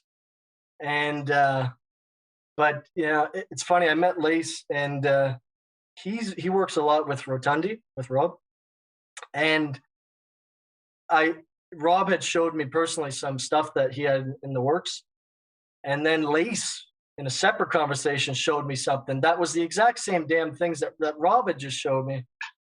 So I went to Rob and I was like, who the hell's this Lace guy? Is he ripping you off here? Because I didn't know anything about him at the time. And then he's like, no, you pigeon head, that's Lace. Which is so Rob. So anyway, that's so Rob. It is. Yeah, right? Yeah. So anyway, but that's how I met Lace. But yeah. Are there any spots left? Are there people that can get on the list still? That's a good question. Yeah, there are. I mean, I've got a 3rd list kind of growing. Do you want to put that info out for people just in case, or do you want that? Yeah, for sure. Just contact me on Facebook, Charlie Robson. Private message, please. I can't tell you how many times I put private message me in the posts, and they end up just writing in the thread or the comments section. So please private message me. Most of us are baby boomers. You're lucky we're even on the computer. I know, right? No kidding. But that's the best way. And I'll send you all the information. Now here's the thing, guys. I'm 35 in 5 days. And a lot of the producers in the hobby have already had 25 years ahead of me to establish themselves in life and have their kids go off to college and, fend for themselves. So I'm like in this thing where I'm starting the stupid journey kind of really early. So I kind of have to watch it. I can't overextend myself. So there is a 3rd wave list that I'm adding names to. But unless we get X amount of interest, I can't invest in new molds or anything. And that's fair. I think that's totally fair. Yeah. And I'm sure Paul's cussing you right now going, what do you mean a 3rd wave? No, he's totally on board, man. I tell you, he's really, he actually really likes the kid. And I know Saul's going to be painting a couple, and I'm just super excited. Lace is super excited. Like we partnered up on this thing, and we never would have expected to get all these people on it, ththese incredible talents on it. And I'm assuming Paul's drop shipping them all for you too, so you don't have to pay shipping from Canada and all that. Yeah, he and Mark's going to clean up the pieces and ship them out, and we're going to take it's going to be a process, because if you cast too many, you burn the molds quicker, so maybe 3 a day or something like that max, As long as you get to number 10. Right. Is that you? That's me. I think I'm number 10. I looked yesterday. Yeah. And if there's, I'm not, again, like the list is definitely the priority, but if the molds are good and we got no names, I would be more than happy to donate one to the show. You could do it as a giveaway. Great. Get everybody else first, though. Yeah, I appreciate it, but leave it with me. I'm thinking I definitely want to do it. I just want to make sure I can. So no, get everybody first. No, I don't want to take one away. Before we go, I'll give you an idea, and you can credit me later. Okay, please. So, I'm kind of a sculptor. When I say that, it's like when I have a sculpt, it's like, how can I use this another way? Okay. And I'm looking at this thing saying, man, you could cut that thing off right at the fist and make a bust out of it if you wanted to as well. Yeah. Because there's guys out there that just want to do busts. And at that scale, a quarter scale like that, or you could even print it bigger if you wanted because Print it smaller. Digital. Yeah, or you could make smaller ones if you wanted at some point. For miniature guys, for guys that do miniature, because that's an aspect of the hobby I'd like to see more in crossover. Like we're here and they're way over here, and there's way more of them than there are us. Yeah. Okay, for sure. So. Well, I know that George Stevenson does, some micro busts of his one-to-one busts, and stuff like that. And definitely, I'm on board for. I want to max the shit out of these molds. I want to, if we can get just wear them out, I'm happy, and I just don't know. I just don't know how people who buy the figure feel about that shit. Probably they're okay with it, I would think. Oh, it happens. I mean, there are people that, like I did a big King Kong kit, and we took one and chopped it, and I made a bust out of it. Did you? And a lot of people didn't want an 18-inch King Kong sitting on their shelf, right? But they loved the sculpt, and it's like, oh well, here I'll do this bust, and it's like, okay, cool. Definitely open to catering to all those people. I'm sure there's some people that said, well, there's some people who said no because of the size. There were some people that probably would have said yes if it was something smaller like that. So yeah, you can't win. You can't win because it's Jason has my King Kong. It's 18 inches tall, and a lot of people complained it's 18 inches tall. And if I'd have made it 12 inches tall, they'd have said, well, why didn't you just make it the size of the puppet? That's so. You'll never please everyone. So, but that's okay. So. Well, I mean, I tell you, I'm just as excited to receive my copy as everybody on the list, to be honest. So, again, I'm just starting this from a fan point of view. So, anything that I could do to get, and I saw the thing, and I said, "Oh shit, we should share this," And I mean, and there's other ones out there, but I just my opinion, is that it's the best one I've seen in a long time. Mm-hmm. So, I can't be the only one that would feel like that and would be interested in getting it on their shelves. Oh, no. As soon as I saw it, I was like, gotta have it. Yep, gotta get in. That's awesome, man. Thank you. I mean, I appreciate it. But, well, it's almost, we're not anywhere near ready to ship, but... it's there. It's in the cooker. Yeah. We're getting there, and I'll say it so you don't have to. Charlie took all the risk here. He took no one's money at this point, okay? And he had asked me about it, what do you think? And, him and I spoke about it a little bit. And so don't screw this guy over. When it comes time to pay up, pay up, okay? I'm being pretty upfront about it. I'm saying, look, it wouldn't be too great if you disappeared when it came time to collect the funds. So you have to be 100%, committed to get on the list, and they seem to be. The good thing is, though, you're like 50 in, so if you have cancellations, you go to the next list. List. But still, I know your initial run was going to be 25, was it? Yeah. And if you'd have got to 25 and then only 20 guys, ponied up, you'd have been sitting there with 5 kits going, what the hell did I do with these 5 kits? And obviously, it's a good kit, it would sell, but you want everyone to do it, honor your commitment and do it. Yeah. Yeah. Well, that's it. And everybody's been really good. I'm pushing it as far as I possibly can and maximizing the and we're definitely in the profit now, but there's certain things that have arisen, such as custom boxes potentially, or or those nameplates or things like that, or but I started from a fan point of view, so I was totally cool just breaking even. I didn't need to make a profit off this. I just wanted it out there. Like, there's so few things in my life that I've done that could potentially live beyond me. I don't know what that sounds like, but like basically, Yeah. if this was sitting next to George Reeves' actual costume in that dude's house, I mean, a little part of me could die a happy person. You know what I mean? And if I made nothing on it, that's fine. I just can't owe anything. So I think you just took what I was going to say. You did it the right way. You did it as a fan.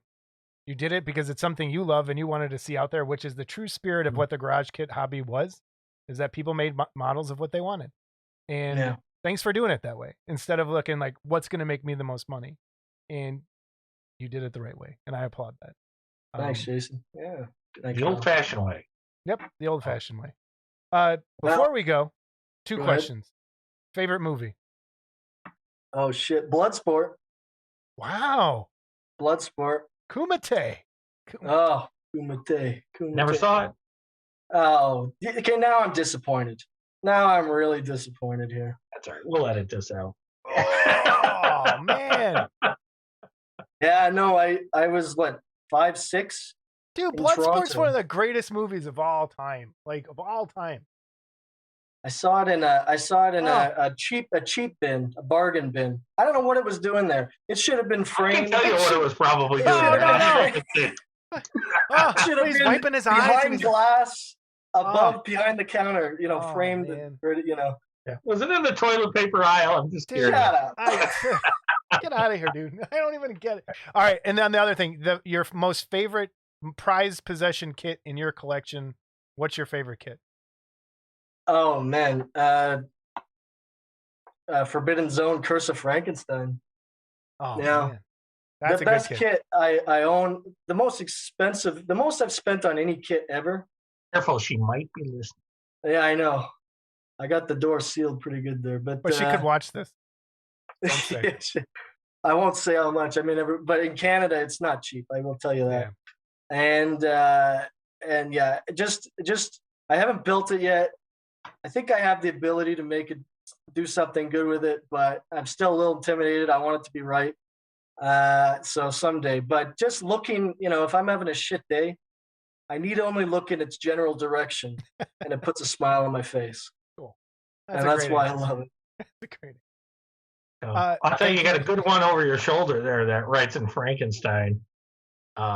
It's a horrendous kit, but it's a beautiful skull. Talk about intimidating, yeah. Oh, yeah, and every time I go to sell it, I take it out of the box and look at it, and I go, "No, I can't sell this. This is too beautiful." I know, right? Yeah, I can't. I would never sell it. I'll build it someday. You know what's funny though is actually that I've been looking for years for that kit, and I thought I'm never going to find it. Well, somebody in the Canadian group I run just posted it one day while I was at work, and I just paused the customer. Sorry, and I just typed, I'm in. I want it. I was talking to the customer. I was like, you hold on. So not only did I get it in Canada on this side of the border, but I got it at a pretty reasonable Canadian price, surprisingly. Very cool. Very cool. Episode 23, when Charlie got fired. Yeah. Yeah, that was the end. The beginning so let me of the ask end. you a quick question. You had talked about going to Wonderfest, and you've only been the one time, right? Sadly, yeah. Yeah. And said you spent a lot of money. I won't ask how much. But how did you get your kits home? Did you suitcase them all? Or did they all fit in the suit? Did you bring an extra suitcase? What did you do? I don't know, man. I'm a little scared to say. It involved lube? They weren't asking.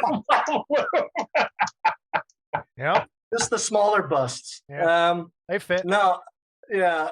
It was I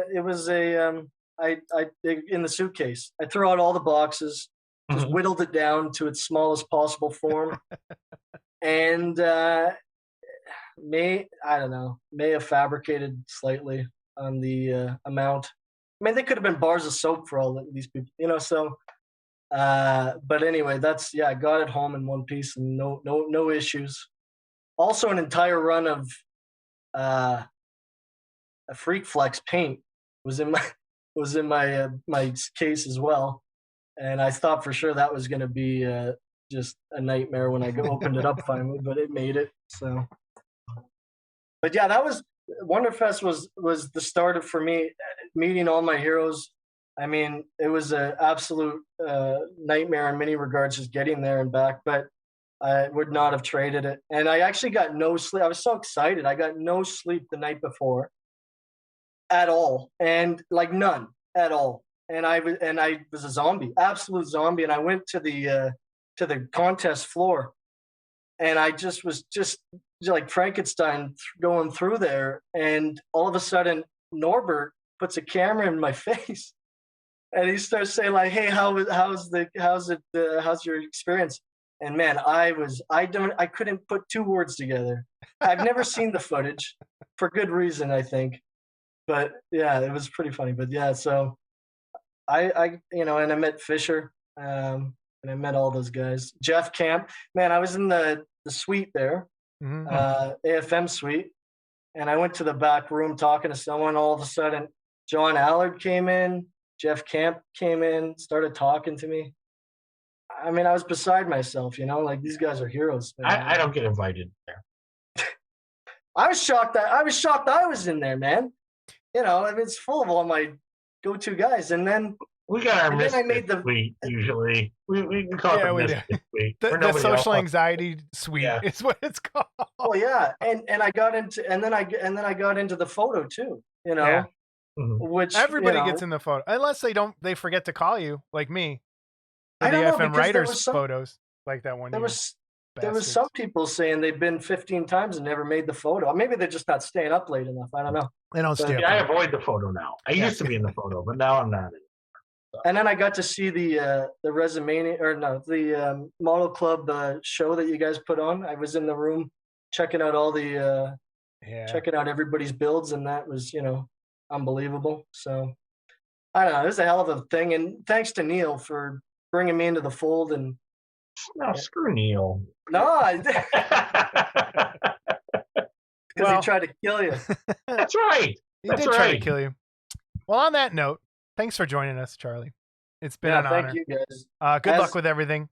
Real quick, again, contact info for anything you need to plug.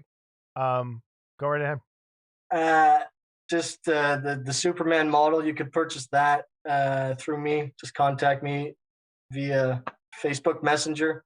If you don't do that, and we do have one guy on the list that doesn't do Facebook at all, and so I'm doing it through email with him. It's just Charlie Robson, ROBSON, Charlie LIE at the end, at live.ca. And wait, did he say Did he say that one doesn't count. That okay. doesn't count. All right. Okay. And then other than that, nothing much. Just check out the next issue of AFM. Hey, yeah, give everybody a preview. What is it? Can you say? You can say. It doesn't matter. I approved it. How about that? Yeah, it's not theme specific. I'll say that, but it's just. I think I've shown it once or twice. The Boxer, the old William Piquet's 1920s, 1930s prize fighter. Yeah, I love that piece. It means a lot to me, and I was glad to immortalize it within such our cherished magazine there. We're looking forward to that. I haven't started on mine yet. You're doing I don't know if they've announced the theme, but you're in the next one. Okay. Yeah, that's the one. Okay. So you're in the next one. Jesus. When's the deadline? I'm scared. I don't even know. All right. Thanks for coming on, Charlie. See, you're gonna have to learn this. Nobody meets the deadline. I do.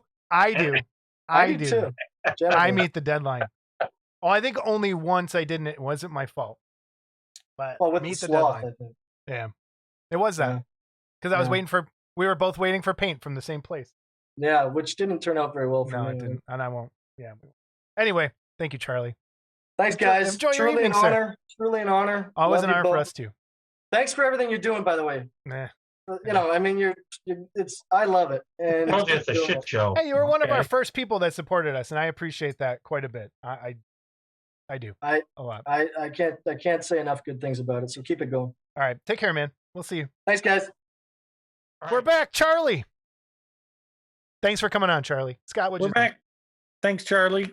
Thanks, Charlie, for clearing up that whole DeConte attempted murder thing. I'm sure it won't be the last time. No. And I think Charlie only said A, gave us the Canadian A 6 times. So.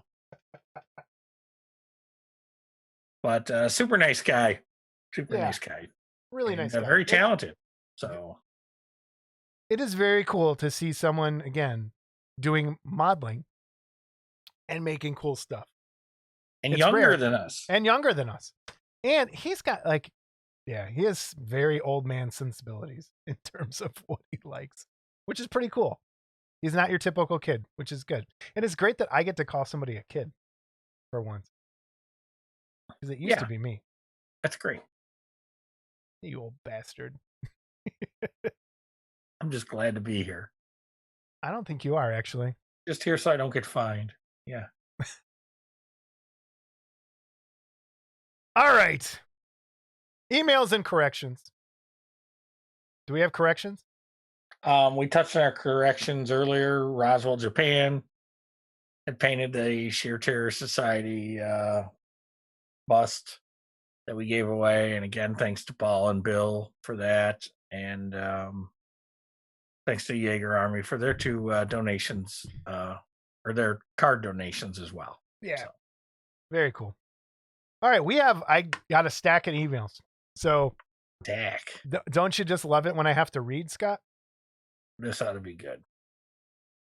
So, for those of you that don't know, go to Google Store or Apple Play and download Jason Mumble's app, and then you can turn that on now, and you'll have some fucking idea what he's trying to say. So, there you go. All right, go ahead. You are now on the list with my brother and my father, as very abusive, and I have a complex. This is why I have social anxiety, because of that. Because of that right there. All right. I have my Santa glasses on. I'm going to try and do this. There's a lot to read in some of these, and I know some of these kind of get when we read them. Anyway. All right. This email is from Mark Bennett. Didn't he just win something? Yes, he did. Okay. All right. I'm slowly catching up on the channel's back catalog, so I hope you don't mind me commenting on an older episode. I thought the discussion in episode 13 about how the hobby is trending in 2021 was interesting, and you guys presented it in a fun way. Yeah, the topic is a little depressing for guys like me that started with Aurora kits back in the 60s, and you still want a corner hobby shop crammed into the rafters with figure kits. But on the plus side, the sheer number of young people being introduced to kit modeling through gaming miniatures and digital sculpting are the best hope the hobby has to continue after old duffer is it duffers or doofers? Like me are dead and gone. Sure, some of them will move on to other interests as they get older, but I believe enough of them will come to love it so much that they stay involved. Push creators to keep providing new products and keep the hobby alive. They may not be doing a lot of Universal Monsters, but the talent and creativity on display in the digital gaming miniature market is amazing. Some of those sculpts are absolutely beautiful. As technology improves and the current market miniatures, I'm hopeful digital printing in larger scales will become a more common practice, and new generations will find their way into the hobby as we know it. It's everything we've been saying, and this is, we're right there with it. If you ever do a follow-up, can you, or maybe a guest, talk about the durability of cast resin versus UV resin?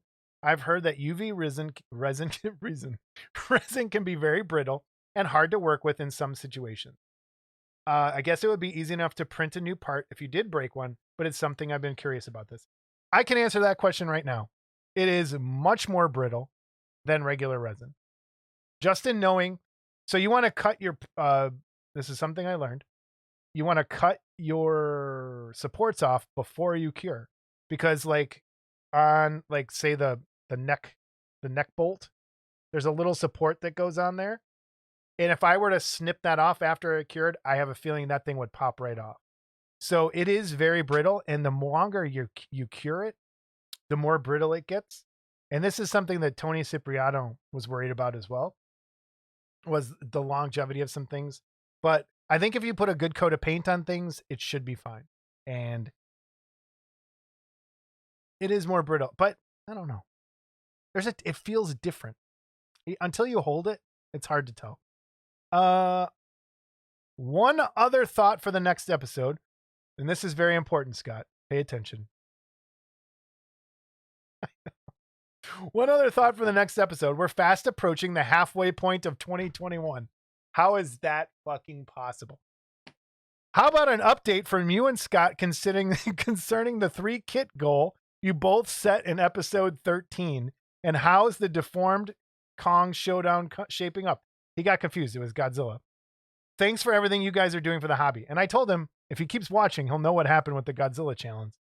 Where's your Godzilla at, Scott? Oh, me? Yeah, you. It's on the bench. See? So yeah, it is halfway. We're in trouble, I think. All right. This is the email from Jamie Saj that I mentioned earlier, and I hope I'm saying his last name right. Found your show on YouTube, instantly subscribed, and binge watched all of them. That's 2 people this week that binge. You guys got to get lives. Dude, come okay? on. You got to get lives. Oh man. So I can't put up with myself for 20 minutes. I don't know. I could watch. I'm living it. I'm ready to kill myself. I know. I'm sorry, Scott. Been watched all of them. LOL. And this I thought was shocking. Your History of Us episode was great and very nostalgic for me. That episode I don't think did very well, but it was one of my favorite ones.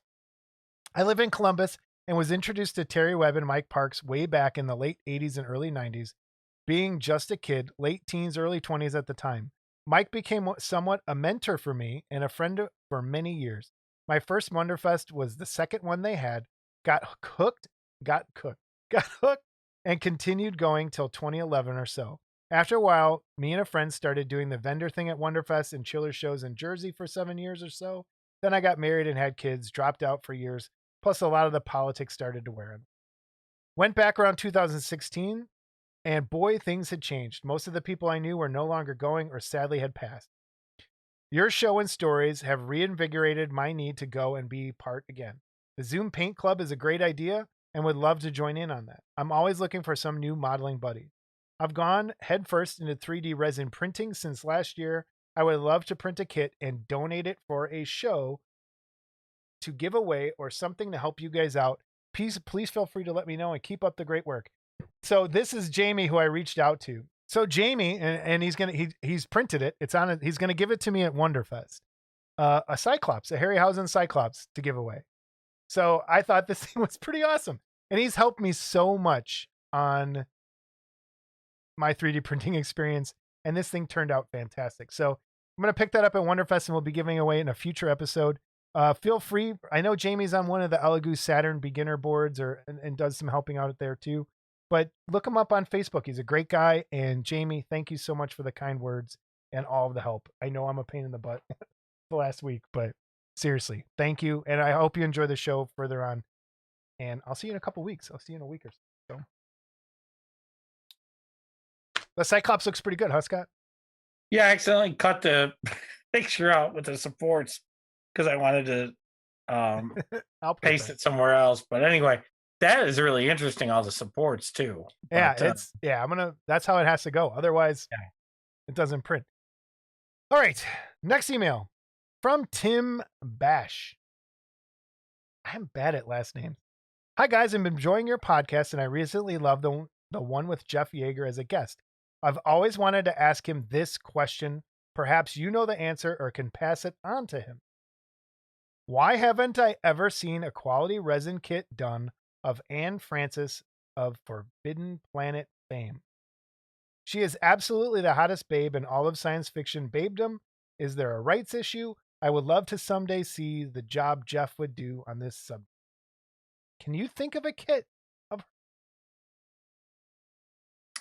her? I can't off the top of my head. But I don't want to say no, there's never been anything, but so I don't think there has been. And I agree. I emailed them back and I said, you know what? I was just watching that movie recently because it was on Svengoolie, I think. She is smoking hot. Like, smoking hot. So, Jaeger Army. To answer the question about Jeff, I don't want to speak for him necessarily, but my guess would be no one's ever commissioned him to do one. Yeah. So, and again, this goes back to our interview with Charlie. He did a kit that he wanted, not a kit that would make money. And so I would say Anne Francis would be one of those risks as far as kits go that, it might be something you want, but you might not make any money off of it. So maybe that's why people are shying away. But definitely a beautiful woman. And Yeah. who knows? Tim, if you commission that, I will buy one. I promise. Or maybe, hey, the Jaeger Army could be an exclusive. Maybe someone will hear this and go, hey, maybe there's more than 2 people that want one of those. But you're right. Someone probably just hasn't brought it up to him. So hopefully we're there. All right. This email is from Brian Donahue. Jason, parentheses, because Scott ain't reading email, on parentheses. Because Scott don't get the emails. There's a good reason for that. Because in Jason's never-ending control issues, he's got to have control over It's not everything. control issues. It's just ease issues. Because you'll just go and make willy-nilly deals everywhere, and I don't know what the hell's going on. Willy-nilly deals. Like what? Like getting a Garage Kit veteran to come on the show, like John Dennett, and not checking with you first to say, do you think this is a good idea? When like everybody that writes in says, hey, you guys should try to get John Dennett on, So all right, let's pause the email for a second. The power structure. Scott is good at talking. If you haven't noticed, I'm not so much good at the power structure ought to be great. Let's I'm hear not very good at talking. Scott, that's his gift. He's the talker. He's the gabber. He's got the gift of talking to people. So Scott likes to talk to people on the phone and reach out to people. That's his strength. Really. It is Not not really. my Don't strength. call me because I don't want to talk to you. Yes, he does. Okay. Yes, he does. Hey, wait, did you get any emails from when I put your email address up on the screen? Zippo. What? Zip. I am so disappointed. Other than Phil. I might have got one from Phil because Oh, man. All right. But I do all the editing and technical, like, that's my end of it. Scott getting guests, I love it. You're good at it. I appreciate it. No, he didn't. Yes, I do. Oh, fuck off. Email from Brian Donahue. Oh, we're done with the power structure? I guess so, if you say so. Let's get something straight here, everybody. Okay. All right. I'm a free agent after this episode. Okay. Anybody that wants me, okay. You mean anyone? You mean anyone that wants to deal with you? That's I can be had cheap. Okay. I've had offers, man. I've had offers for your replacement. I want out of this fucking horrible relationship. You're not getting out. You're under contract. You're not a free agent. I want out. So all right. Okay. Fuck. From Brian Donahue.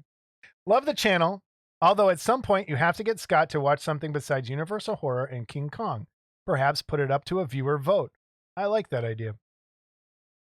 You seem to have eclectic taste. Do you like Survival Research Laboratories or Brothers Quay Animation? Yes and yes. And I'll put some pictures up here. Brothers Quay did some really cool animation. They did a video for one of my favorite bands, 16 Horsepower. And for Tool, if you're not familiar, if you've seen the Tool videos, they did a lot of that stuff. But yeah, totally a fan. And Survival Research with these cool robot crazy things. But Scott hasn't seen the classics that aren't crap. Did he say he never saw Blade Runner? Are you kidding me? You're keeping a running list of the stuff the guy hasn't seen, correct?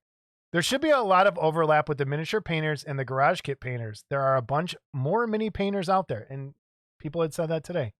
I watch Miniac. Yeah, I watch him too. Even asked him during a live chat if he would consider painting a larger scale, but no interest. Would be interesting to see how much the skill set translates over to doing larger scale stuff. There is those guys, the miniature guys, no interest in doing larger scale at all. How about an interview with Jimmy Flintstone, most likely the most successful of the garage kit producers? Perhaps not a glamorous sculptor, but he's usually my first stop at Wonderfest. I can't figure out if he's hated or loved really, but he's kept a lot of the older good kits out there Also one of the few companies I know to make resin kits available in the mainstream through testers, Classic Plastic being another to get distribution via Diamond Comics. Perhaps Geometric had resin kits distributed as well. I also find myself at Action Hobbies table yearly. I tend to be a builder more than a painter. Mostly I get something in primer, she's done, till I get up the nerve to paint it. Kits are older and usually cast like not so well, but then again, I look at something for $25 and I think I can fix it. Strange fact, I was a witness to the last kit Scott built as I was sitting next to him at the table at Wonderfest painting a Gillman 2. Probably the last thing I painted as well, although I have plenty of basket cases in progress. So he was a table mate with you. There you go. All right. And I agree. Wait.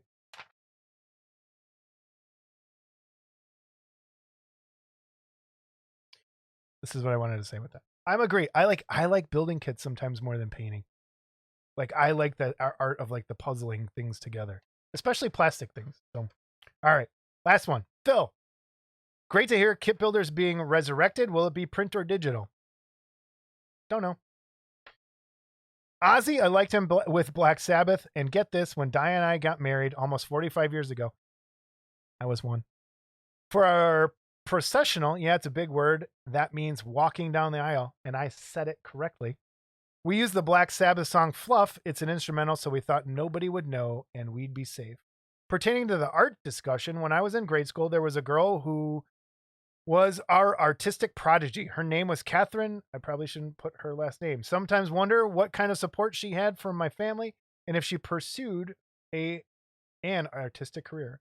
My personal support, I pursued a degree in art with a minor in theater. My mom, who would have given me all kinds of support, died when I was in high school. When my dad found out I was working on a degree in art, he told me, "Where's it going to get you, folks? Encourage and support your kids."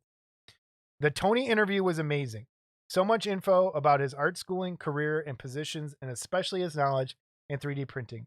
This old fart doesn't see himself getting into it. I'm too old school, and I couldn't wrap my brain around everything involved in the 3D process. It's opening up a whole new world in sculpting. Finally, I sent along some photos of my builds for the listener gallery. So yeah, there's a bunch. We got a bunch for the listener gallery this episode. And I agree. That episode with Tony, I love that interview. It was really cool and very informative. And I like hearing about people's lives like that. So it was cool. Yeah, and we forgot to. What did we forget? Forgot to thank Tony for coming on again, because the feedback was really great. And I know we kind of sparked little bit of a fire under Tony too. And a few guys have gotten their Space Ghost kits in the last few days, and they're really happy with them. Really? Yes. Awesome. So they are going out there, and he talked about the Underdog next, which I will definitely be getting.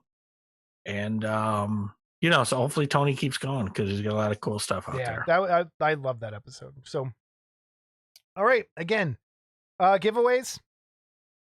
If you would like the Crimson kit from CG Blade, email at modelclubtv@gmail.com with Crimson in the subject line. If you would like the prize pack from Kendall Conniff, type in Kendall prize pack and we'll get that to you. We'll put some names in there. So thank you, everybody. Again, episode 23. Episode 24 is next. We're not sure if it will happen at Wonderfest or shortly after. I did buy a gimbal rig, Scott. Came in the mail over the weekend. So we'll talk about that later. Anyway, we will see everyone at Wonderfest. If you're going, please stop and say hi to us. We'll be signing autographs on Saturday night. We're looking forward to the... Please, no one ever asked me for an autograph, because I would be so embarrassed. So I'd be embarrassed for them. I will sign Jason's head, though, for $1. Fuck off. If I even feel a marker on my head, I'll kill you. Yeah, everybody else hold him down. I'll sign his head with a Sharpie, so it's there all weekend. I think we solved all the world's problems today, right? Yeah, and pretty quickly. Good. All right, cool. All right, we'll see everybody in Louisville. Take care, everyone. All right, bye.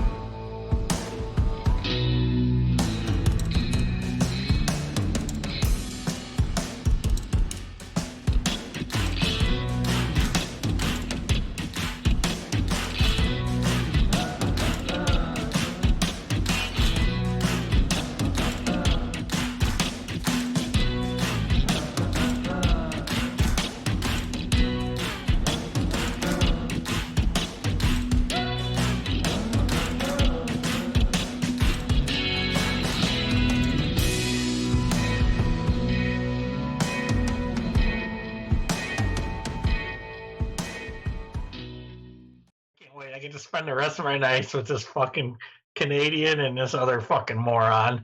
So we're good to go. Let's go.